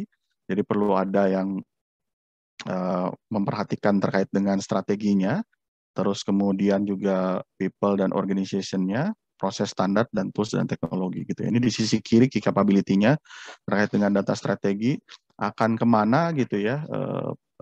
Pengelolaan data di organisasi ini kita ini di bawah itu beberapa organisasi bahkan sudah punya Chief Data Officer gitu ya, yang report langsung ke CEO, nggak lagi di bawah CIO gitu ya. Data governance, bagaimana kita akan beroperasi pengelolaan data ini gitu ya. Apakah centralized misalnya di manage di level organisasi atau di masing-masing, internal audit punya data warehouse sendiri, punya data market sendiri misalnya, atau juga combine gitu ya, federated gitu ya istilahnya.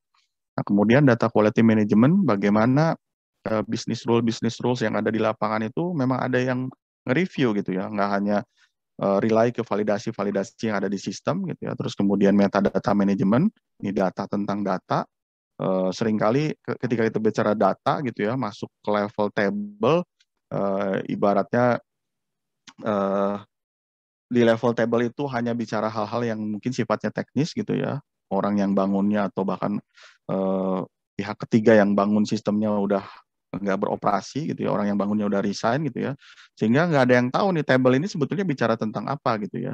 Nah ini di metadata management akan banyak di solve gitu ya, di dalamnya ada termasuk cataloging, terus kemudian ada data lineage gitu ya, bagaimana alur data dari source, dari ingestion sampai ke visualization itu juga bisa ditangkap gitu ya. Artinya ketika ada masalah di satu titik, nah kita bisa point out langsung ke sumber masalahnya dan solve dengan lebih cepat. Report terkait dengan reporting gitu ya, ini day to day untuk business as usual reportingnya dan BI analytics gitu. Ini untuk hal-hal yang sifatnya menarik insight, bisa ad hoc atau bahkan yang sifatnya prediktif dan preskriptif.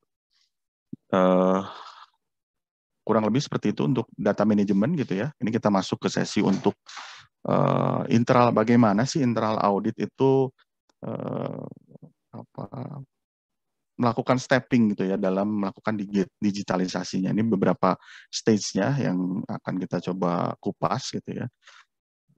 Ketika kita bicara implementation, ini beberapa real use case yang sering dibangun di organisasi, misalnya di procure to pay gitu ya, analytics, terus kemudian warehouse inventory management, payroll analytics, order to cash misalnya, terus kemudian expense analytics, ini yang cukup umum, preventive maintenance, predictive maintenance. Nah, ini hal-hal yang cukup umum dan library-nya sebetulnya untuk bicara use case gitu ya, seperti procure to pay itu ada duplicate invoice gitu ya, ada vendor to employee matching. Bagaimana kita bisa mereview bahwa vendor tersebut, apakah ada karyawan kita juga teridentifikasi sebagai vendor dengan menganalisa data master data vendor dengan data karyawan misalkan. Oh ternyata ada yang nomor rekeningnya sama, NPWP-nya sama gitu ya, atau duplicate invoice gitu ya, atau invoice yang payment yang lebih besar dari invoice gitu ya. Use case seperti itu sebetulnya kalau Bapak Ibu search gitu ya di Google juga cukup umum, banyak knowledge yang tersedia. Ini juga yang banyak dikembangkan atau dibangun oleh berbagai macam organisasi internal audit gitu ya. Nah, biasanya yang dites gitu ya dari use case tersebut ada ada 4 ya, ada 4 testing type, dan plus kalau boleh saya tambahkan 1 exploratory analytics. Jadi di awal itu selalu pada saat kita bicara tentang contohnya procure to pay analytics gitu ya, di depan selalu ada semacam dashboard untuk eksploratorinya lah. Artinya kita pahami datanya dulu, ada berapa vendor, ada tipe vendor apa aja, seasonality-nya seperti apa gitu ya. Itu kita bicara exploratory data analysis. Baru kita masuk ke entity validity. Entity validity ini contohnya apakah ada vendor-vendor yang dibuat berulang-ulang misalnya gitu ya, padahal mungkin alamatnya sama, nomor rekeningnya sama gitu ya, atau vendor dibuat semaunya gitu ya, nomor rekeningnya kosong atau dibuat 1, 2, 3, 4, 5 gitu ya. Ini contohnya di master data gitu ya, kita bicara entity validity gitu ya, vendor. Nah, ini karena master data vendor akan berpengaruh ke semua transaksi di depannya gitu ya, mulai dari proses PR, PO, GR gitu ya, sampai ke payment dan closing. Kemudian entity relationship. Nah, ini tadi bicara tentang relationship antara misalkan vendor dengan karyawan. Apakah ada relationship yang kita tidak bisa baca kalau kita mungkin analisa text by text atau by aplikasi secara manual gitu ya. Kemudian vendor by vendor, artinya apakah ada vendor itu yang kita compare dari kode vendor yang berbeda-beda itu ternyata nama vendornya sih berbeda gitu ya, tapi alamatnya sama, nomor rekeningnya sama, NPWP-nya sama gitu ya. Oh ternyata ini biasanya dibuat untuk contohnya mengakali threshold transaksi gitu ya, sehingga dibuat beberapa kode vendor yang berbeda gitu ya. Terus kemudian masuk ke transaction anomaly, ini tipe berikutnya. Ini kita bicara tentang anomali-anomali di transaksinya. Contohnya apakah ada tadi pembayaran sebelum invoice bahkan gitu ya, pembayaran yang nilainya lebih besar dari invoice, contoh case di procure to pay gitu ya. Atau kalau di payroll contohnya apakah ada penggunaan expense pada saat karyawannya cuti atau di hari-hari libur gitu, itu contohnya. Atau ada ghost employee yang teridentifikasi dan lain-lain. Yang terakhir ini tipe testingnya adalah system user activity, artinya berdasarkan rules yang ada tentunya gitu ya, apakah ada orang yang contohnya melakukan PO dan dia juga melakukan penerimaan barang gitu ya, which is secara polisinya tidak diperbolehkan misalnya gitu ya. Nah ini kita bisa identifikasi juga secara user activity di sistem gitu ya, menggunakan tools-tools yang ada tentunya. Kemudian berikut tahapannya untuk digital enablement sendiri gitu ya, mulai dari opportunity identification, artinya ada use case apa saja sih yang bisa kita build gitu ya, yang relevan dengan organisasi kita. Contohnya kalau di internal audit tentunya biasanya rely ke audit program gitu ya. Di audit program biasanya bisa teridentify ini kontrolnya manual atau otomatis gitu ya. Untuk kontrol-kontrol yang otomatis mungkin kita bisa bangunkan semacam dashboard yang bisa kita lihat gitu ya, bahwa semua kontrol-kontrol yang kita desain itu memang berjalan dan berjalan efektif gitu ya. Terus kemudian intake dan opportunity pipeline management, artinya dari semua ide-ide ini kita juga prioritaskan gitu ya, dan dihitung cost benefitnya, benefit yang paling tinggi ini yang mana yang bisa kita kerjakan duluan gitu. Artinya benefit yang paling tinggi, effortnya paling rendah itu biasanya yang kita dulukan untuk dikerjakan gitu ya. Untuk yang benefitnya udah paling kecil, terus effortnya juga cukup susah gitu ya, itu biasanya paling belakangan. Baru masuk ke proses development dan deployment management. Nah ini tadi kita bicara tentang bagaimana membangun use case-nya sendiri gitu ya. Bisa dalam berbagai macam tools gitu ya. Baik yang kita bicara tools yang berbayar ataupun yang open source gitu ya. Terus baru masuk ke dalam proses monitoring dan maintenance, jadi jangan dilepaskan gitu ya, karena dinamika resiko di lapangan juga berubah cukup cepat. Ini jangan sampai use case yang udah kita bangun juga udah nggak relevan gitu ya, atau perlu kita fine tune gitu ya. Dan jangan lupa kalau setelah selesai sudah nggak relevan lagi, tentunya kita perlu decommissioning gitu ya, kita archiving, dan ini kita perlu summarize dalam satu report dan kita reportkan ke manajemen terkait ya. Hubungkan juga dengan audit coverage, audit universe yang kita miliki tentunya. Jadi ini beberapa workflow implementation-nya gitu ya, tahapan-tahapan yang cukup umum dalam mengimplementasikan satu digital atau digitalization initiative di internal audit. Beberapa benefit-nya untuk internal audit tentunya ini akan berpengaruh ke pertama objectivity gitu ya, karena ketika kita bicara kesimpulan gitu ya, reporting terkait dengan satu isu ini betul-betul berdasarkan data, dan bahkan nggak hanya data tapi juga ada visualisasinya gitu ya. Visualisasi yang audiens kita, manajemen kita akan lebih mudah memahaminya, atau dikenal dengan high impact reporting gitu ya. Terus kemudian yang berikutnya secara efektivitas ini juga sample selection-nya nggak random, karena secara testing populasi ini udah 100% gitu ya, tapi jadi betul-betul yang anomalinya itu high likely bermasalah di sisi control effectiveness-nya kita bisa ukur gitu ya. DevOps coverage ini bicara tentang tadi karena udah 100% populasi, jadi harusnya nggak ada lagi sampling risk gitu ya, risiko dari sisi samplingnya. Kemudian granularity ini kita bisa analisa data ke root cause-nya gitu ya, nggak hanya simptom, karena kita udah acquired data di level nggak hanya summarize level gitu, tapi udah ke level data granular yang paling kecil ibaratnya gitu ya, sehingga ini akan mempercepat proses testing exception gitu ya, atau testing kontrolnya itu sendiri. Terus kemudian finding-nya juga diharapkan ini akan memberikan insight yang lebih dan relevan ke bisnis saat ini gitu ya.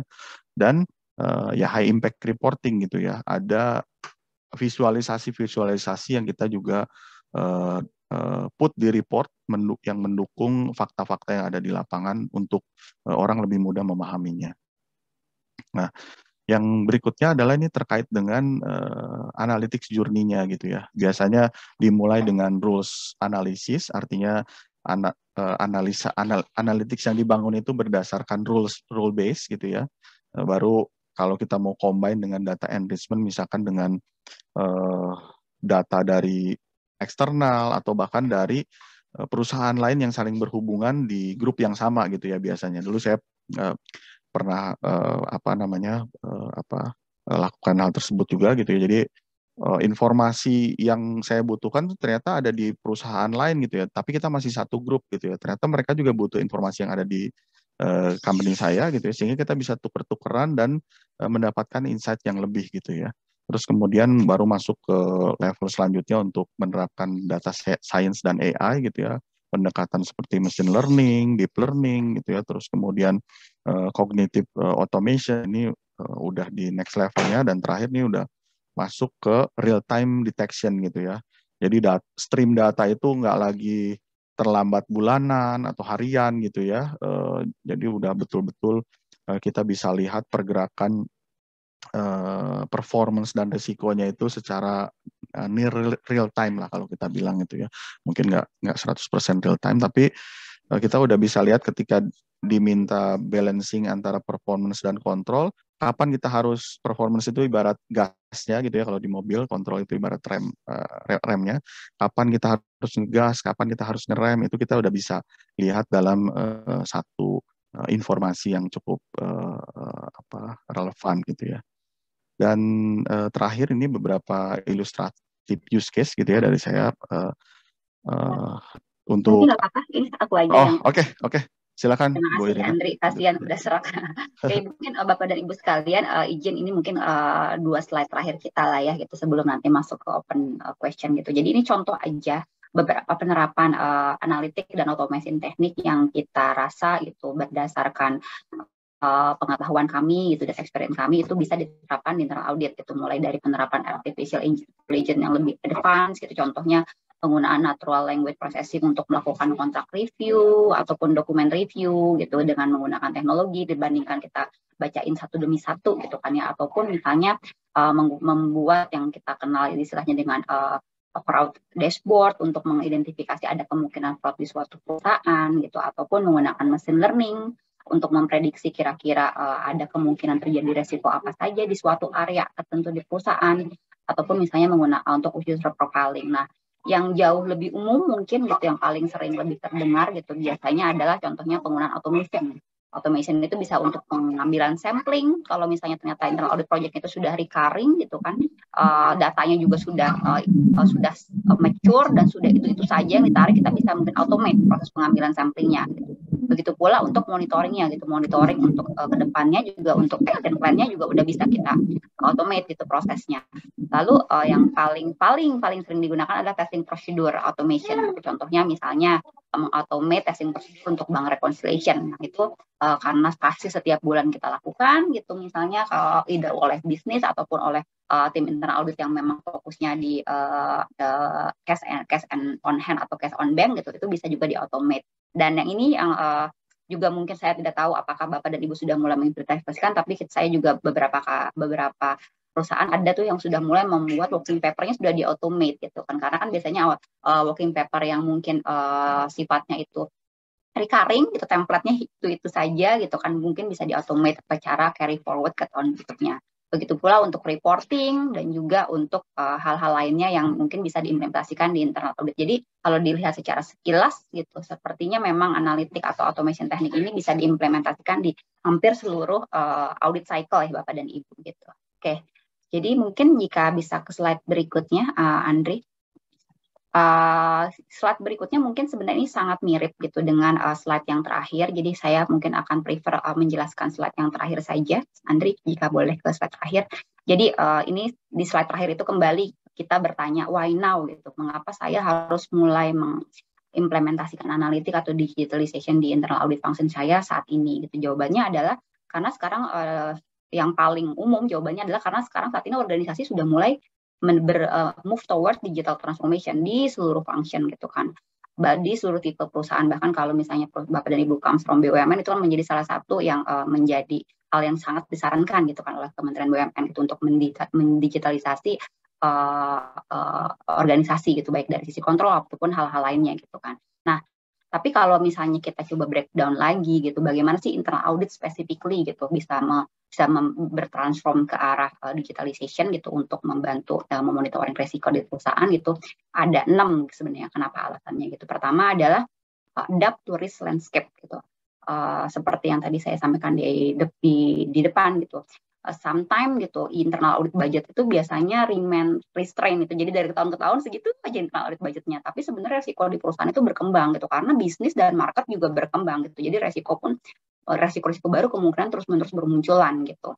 Nah jadi sebenarnya salah satu cara gitu untuk tetap bisa menjawab gitu kan resiko-resiko yang hadir di lapangan di luar sana saat ini adalah dengan mengenabling teknologi, dengan menggunakan teknologi untuk membantu internal audit tim yang dengan tim yang ada saat ini gitu. Jadi sifatnya bukan mereplace tapi membantu gitu, mensupport.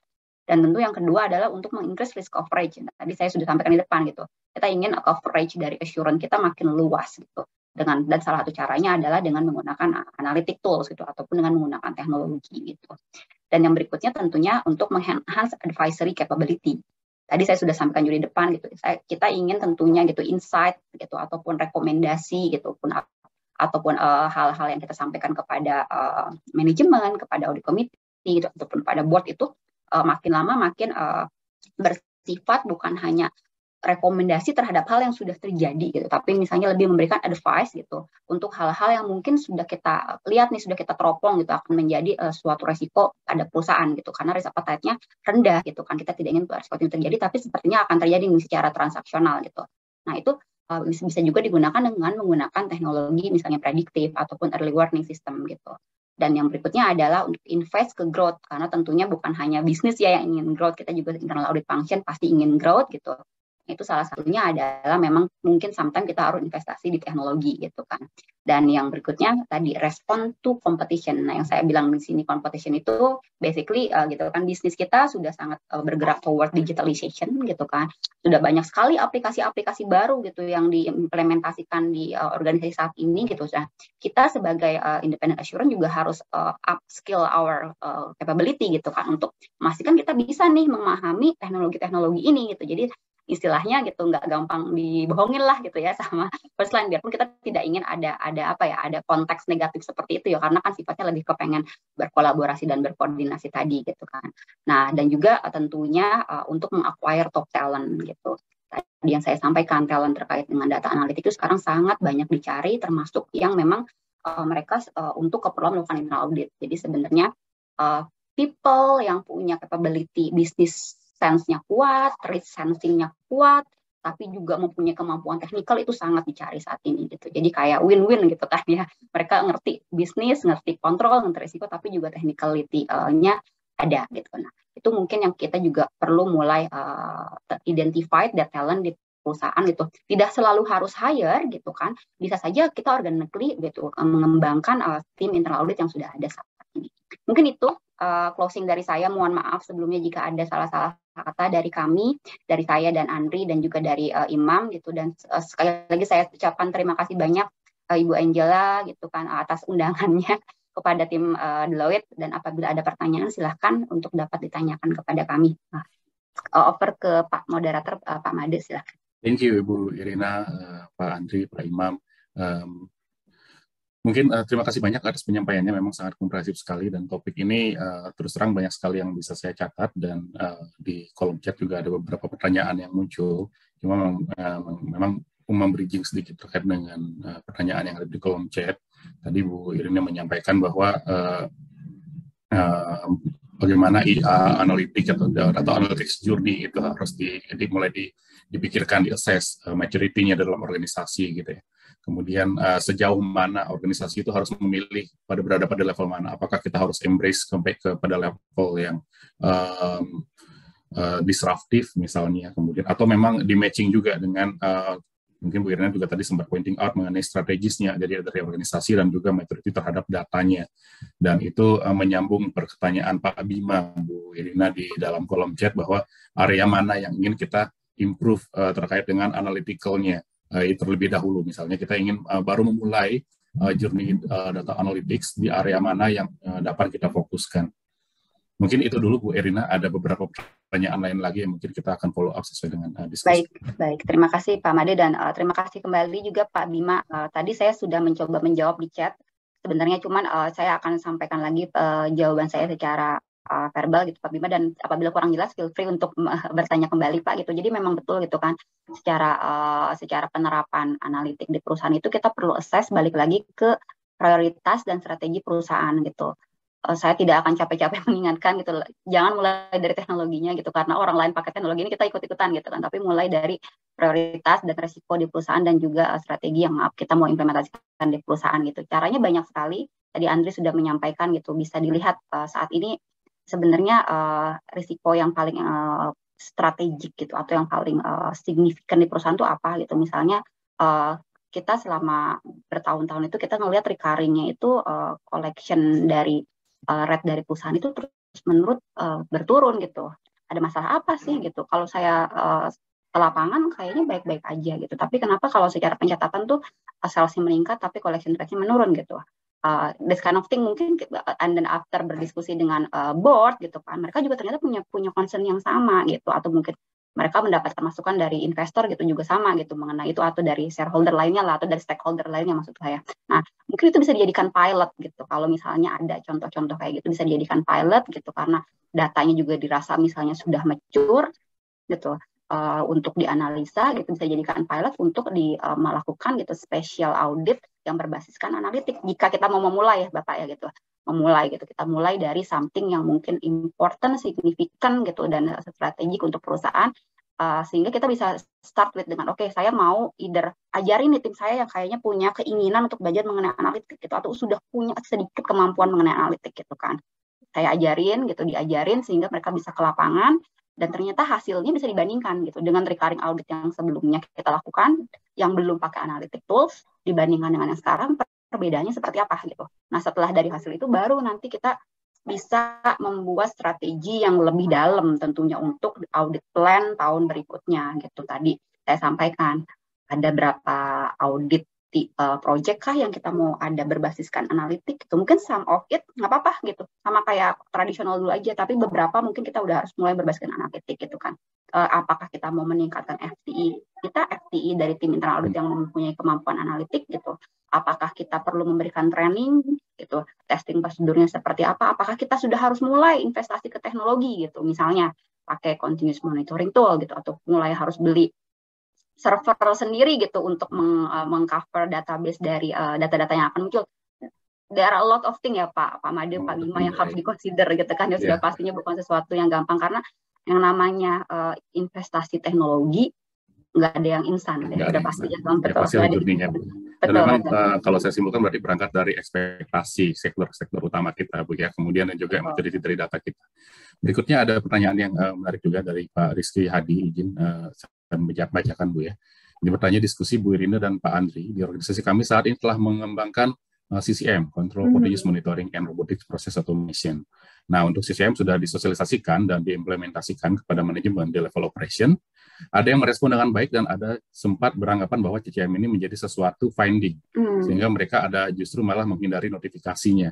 Jadi ada diskrepensi yang muncul, notifikasinya itu dianggap findings dengan cara yang justru menyimpang. Padahal setiap notifikasi CM kami dari IA selalu mengkomunikasikan dan meminta konfirmasi terlebih dahulu pada operation sebelum membuat kesimpulan dan membuat report.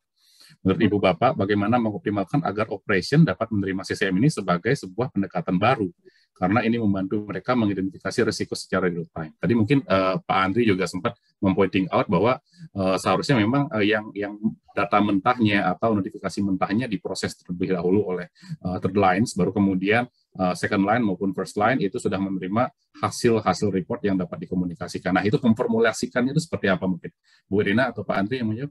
Ya, boleh mungkin Andri dulu, silakan Andri. Okay. Oh iya, baik, makasih Pak Rizky Hadi tadi ya. Pertanyaannya. Ya, menarik ini. Ya, betul. Iya.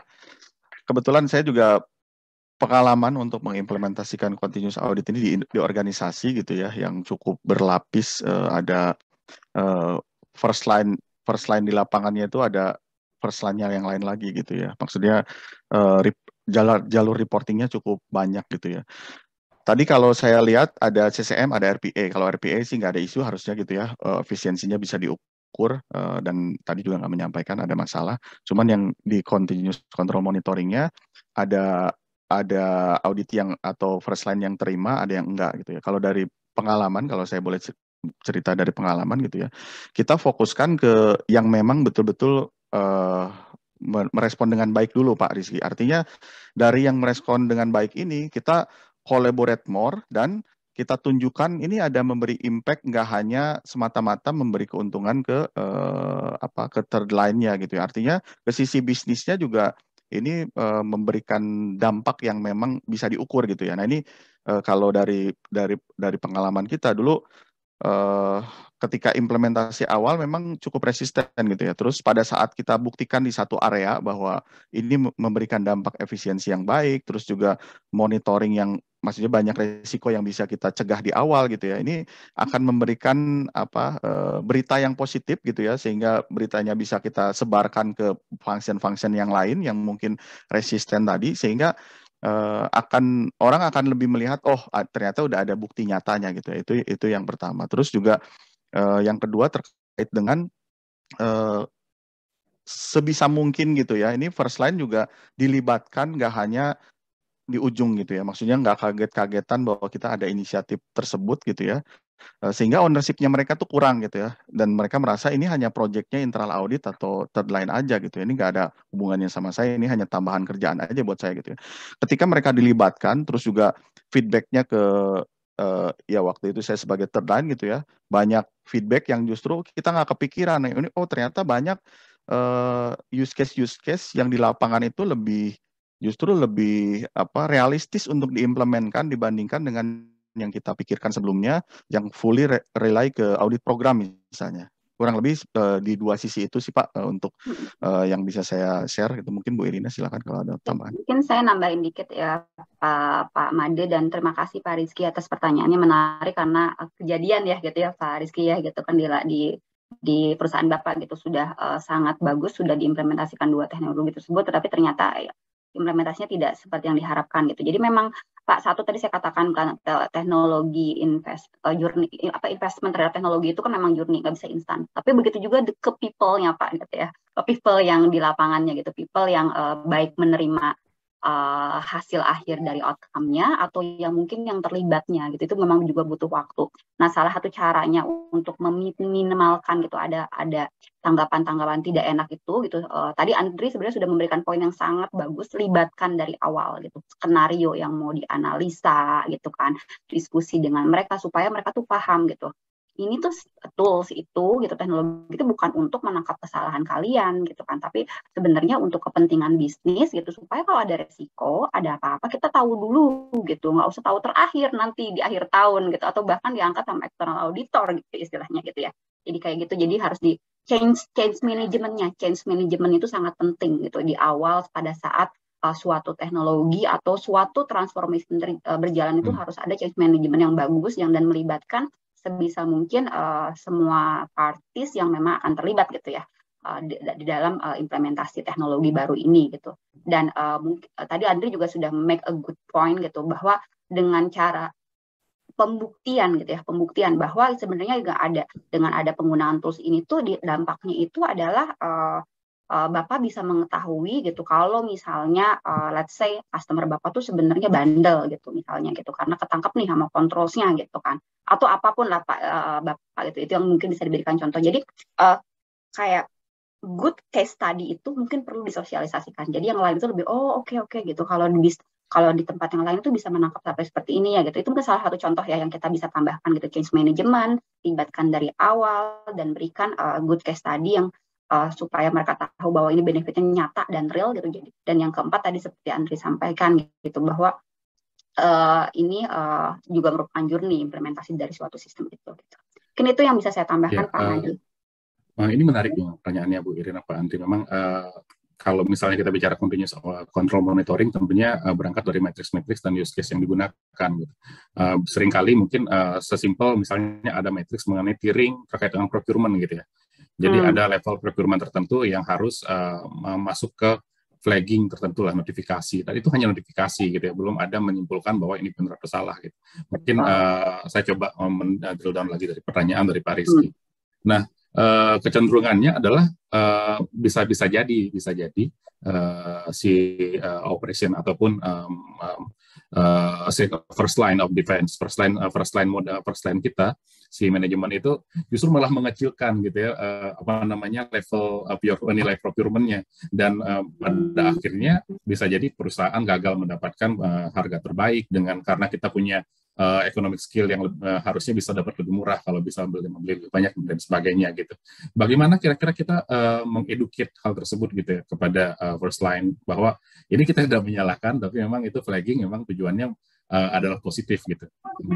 Oke, mungkin kalau saya ditempatkan di situ, mungkin ya Pak, salah satu respon pertama yang akan saya berikan adalah ini kan tool untuk memitigasi resiko ya Pak gitu. Jadi bukan hanya di-put untuk ya karena kita pengen kelihatan lebih advance gitu ya Pak, bukan gitu kan, tapi untuk memitigasi resiko gitu. Jadi kenapa tool ini di-put untuk mengautomation bahwa kalau misalnya level proses procurement itu harus berlayer gitu, dan kalau misalnya itu dilanggar itu akan ada notification-nya gitu kan, diberi penjelasan gitu kan, karena mungkin dulu sempat ada kasus seperti ini dan itu berdampak ada misalnya kita jadi let's say gitu yang paling worst case dipanggil sama WPK atau apa yang tentunya kita tidak ingin ke sana ya Pak ya tentunya gitu, atau mungkin kita jadinya proses jadi malah kebalikan, kita malah menjadi memperoleh vendor atau konsultan yang tidak baik gitu, atau ternyata ada konflik of interest gitu, hal-hal yang itu mungkin kita bisa berikan pemahaman gitu kan, beyond reason kenapa pada awalnya gitu controls ini ditempatkan dan di-automate gitu. Tentunya Pak, tapi yang namanya sistem itu kan untuk membantu ya Pak ya gitu. Kalau misalnya dirasa setelah berbulan-bulan, bertahun-tahun terlalu baku, bukan berarti tidak boleh di fine tuning ya kan Pak. Bukan berarti tidak boleh di fine tuning. Nah, itu berarti mungkin harus ada reassessment ya gitu kan, tadi kita kayaknya mention di depan gitu, perlu ada reassessment gitu, ini ternyata use case-nya tuh, controls-nya tuh masih tepat nggak sih gitu, ternyata mungkin kita 3 tahun yang lalu bikin layernya 3 gitu, tapi sekarang bisnis itu udah makin cepat gitu, atau ternyata vendornya sudah makin banyak gitu, yang punya qualification yang kita harapkan gitu, ataupun secara struktur organisasi sudah berkembang gitu, jadi mungkin ada kemungkinan kita bisa fine tuning gitu, the design. Fine tuning the design itu kan mengapa kita biasanya melakukan risk assessment secara berkala ya Pak ya setiap tahunnya gitu untuk keperluan seperti itu. Poin taken Bu Irina. Jadi memang kontrol sendiri harus tetap dijaga apakah itu masih relevan gitu, kita reses kembali. Pak Andri, ada yang ingin tambahkan untuk poin tadi? Secara umum setuju Pak yang Bu Irina sampaikan, intinya kita mungkin harus mundur sedikit ke awareness dari first line kita juga gitu ya, artinya jangan-jangan awareness terhadap risiko dan kontrol ini merupakan satu gap yang juga perlu dilengkapi gitu Pak Made. Artinya kalau saya tadi dengar cerita dari Pak Made dan Pak Rizky gitu ya, mereka merasa resisten gitu ya, itu mungkin ada unsurnya juga dari sisi sebetulnya mereka nggak tahu manfaatnya untuk mereka itu apa gitu dari sisi risiko dan kontrol tersebut gitu Pak. Oke, terima kasih Pak. Baik, mungkin kita masih bisa dengan satu pertanyaan lagi. Bu Irina tadi beberapa kali mempointing out mengenai talent gitu ya, seberapa penting talent saat ini dan seberapa langkanya gitu ya data scientist seperti Pak Imam tadi ya yang sudah dimiliki oleh Deloitte. Dan ya, di sini ada pertanyaan dari Bu Vera Kusuma, Bapak atau Ibu. Salam kenal Bu Irina, Bapak Andri, dengan dinamika dan perkembangan tuntutan kapabilitas analisa saat ini, background formal pendidikan apa yang paling ideal untuk seorang entry level internal audit di perusahaan yang sudah cukup baik data manajemennya? Mungkin selain background pendidikan formal gitu, mungkin apa skill set minimum yang harus dimiliki kalau kita ingin acquire talent terkait dengan data science or data analytic, Bu Irina. Okay. Terima kasih Pak, maaf Ibu Vera, terima kasih Ibu Vera atas pertanyaannya. Jadi ini saya asumsikan entry level itu berarti fresh graduate gitu kali ya, gitu ya, yang ingin mengapply masuk ke dalam internal audit di perusahaan gitu.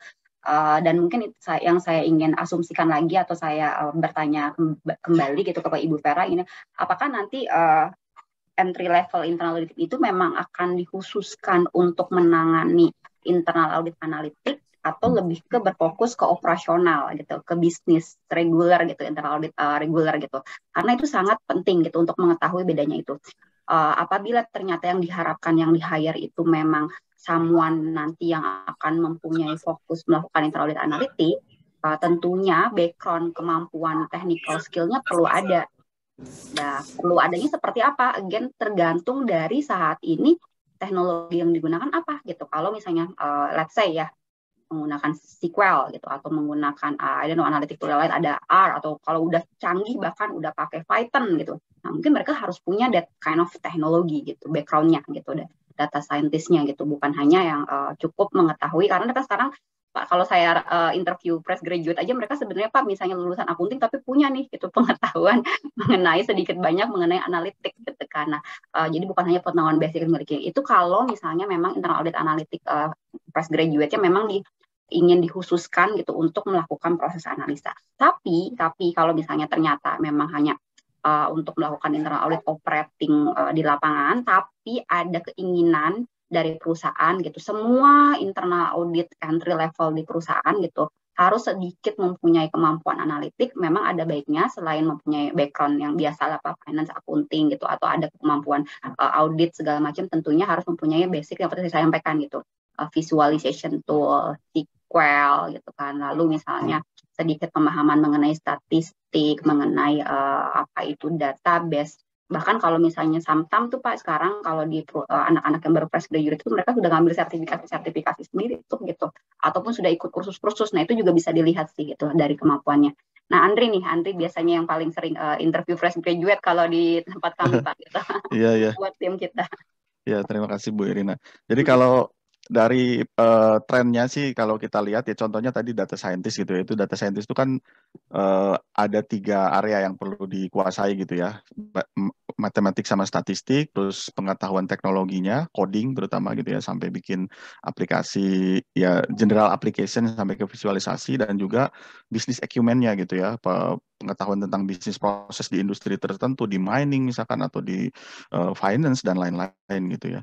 Itu 3 area itu yang kalau dihubungkan nih, karena Bu Vera mention ada cukup baik data manajemennya gitu ya. Data scientist itu biasanya yang paling cukup lengkap gitu ya. Tapi tadi Bu Irina juga udah sampaikan betul gitu ya. Artinya mungkin nggak perlu selengkap itu gitu ya. Ada juga di kita bilangnya di internal audit 3.0 kita bilangnya gitu ya, itu ada beberapa capability yang internal audit perlu kembangkan gitu. Yang pertama tuh purple person gitu ya. Purple person itu jadi penggabungan antara blue dan red gitu ya. Blue itu orang yang cukup kuat di pengetahuan bisnis proses dan komunikasinya. Terus yang red itu yang memang cukup kuat di sisi teknologi capability-nya gitu ya.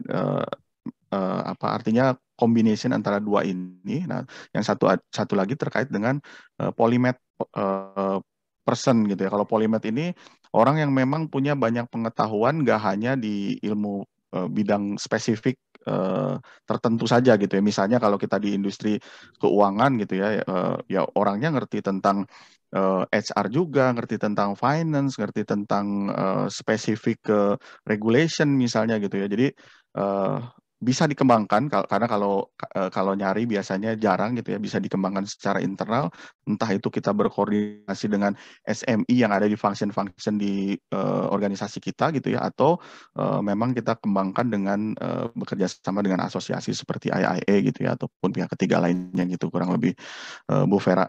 Jadi intinya saat ini memang trennya bukan lagi satu spesifik bidang ilmu itu menguasai segalanya gitu ya. Biasanya memang orang-orang yang punya berbagai macam bidang ilmu yang mengkombinkan ini jadi satu pengetahuan tertentu gitu, kurang lebih.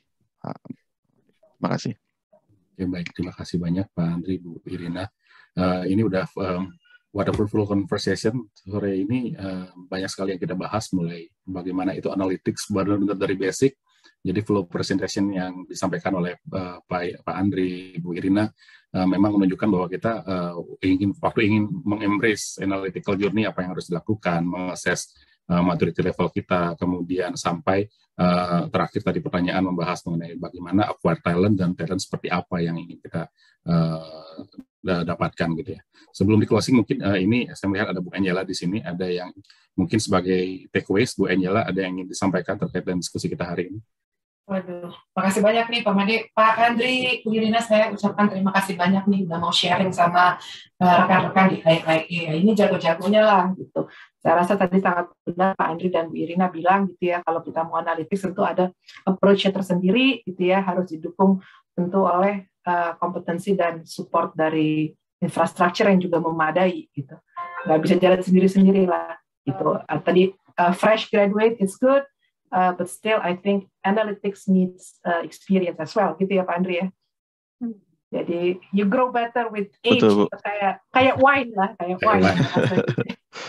Betul, Bu. Experience itu penting, betul. Betul. Jadi menarik sekali dan mudah-mudahan bermanfaat untuk para rekan-rekan Institute Internal Auditors. Saya rasa kesempatan yang sangat baik bisa berdiskusi dengan Bu Irina dan Pak Andri dan juga Blimade sore hari ini. Sekian Pak Made mungkin. Terima kasih banyak Bu Anjela. Baik, Bapak dan Ibu, berhubung memang sesuai dengan rundown kita sudah pada akhir sesi kita sudah pada 17.29 Bapak dan Ibu, dan saya pahami Bapak dan Ibu sudah harus mempersiapkan nih untuk berbuka. Sekali lagi terima kasih saya ucapkan kepada Bu Irina, Pak Andri, Pak Imam, kemudian dan tim sekalian terkait dengan semua pemaparannya, kemudian terkait dengan semua knowledge yang sudah disampaikan. Mungkin Bapak dan Ibu apabila masih ada follow-up question yang belum tersampaikan saat ini, yang belum terbahas, bisa disampaikan lewat kami. Nanti kita relay lagi ke Bu Irina dan Pak Andri untuk nanti bisa get back ke Bapak dan Ibu sekalian. Sekali lagi kami mengucapkan terima kasih Bapak dan Ibu sudah berkenan untuk bergabung di sini. Terima kasih pada Bu Irina, Pak Andri, Bapak Ibu sekalian. Mohon maaf apabila terdapat kesalahan dalam penyampaian kami, dan sampai jumpa pada sesi auditor ngabuburit di sesi berikutnya. Terima kasih banyak. Selamat sore. Saya kembalikan ke Mbak Dewi.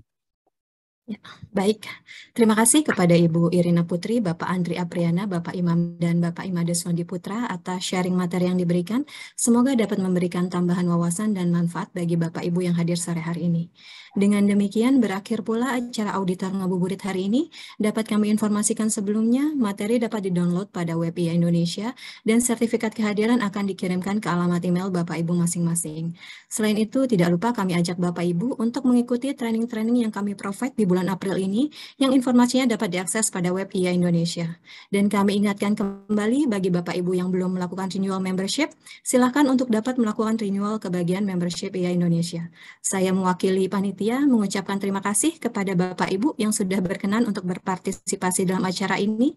Kami juga memohon maaf apabila dalam pelaksanaannya terdapat hal-hal yang kurang berkenan. Sampai jumpa dalam auditor ngabuburit minggu depan. Selamat sore, salam sehat. Wassalamualaikum warahmatullahi wabarakatuh. Waalaikumsalam. Waalaikumsalam warahmatullahi wabarakatuh. Terima kasih semua Pak Andri.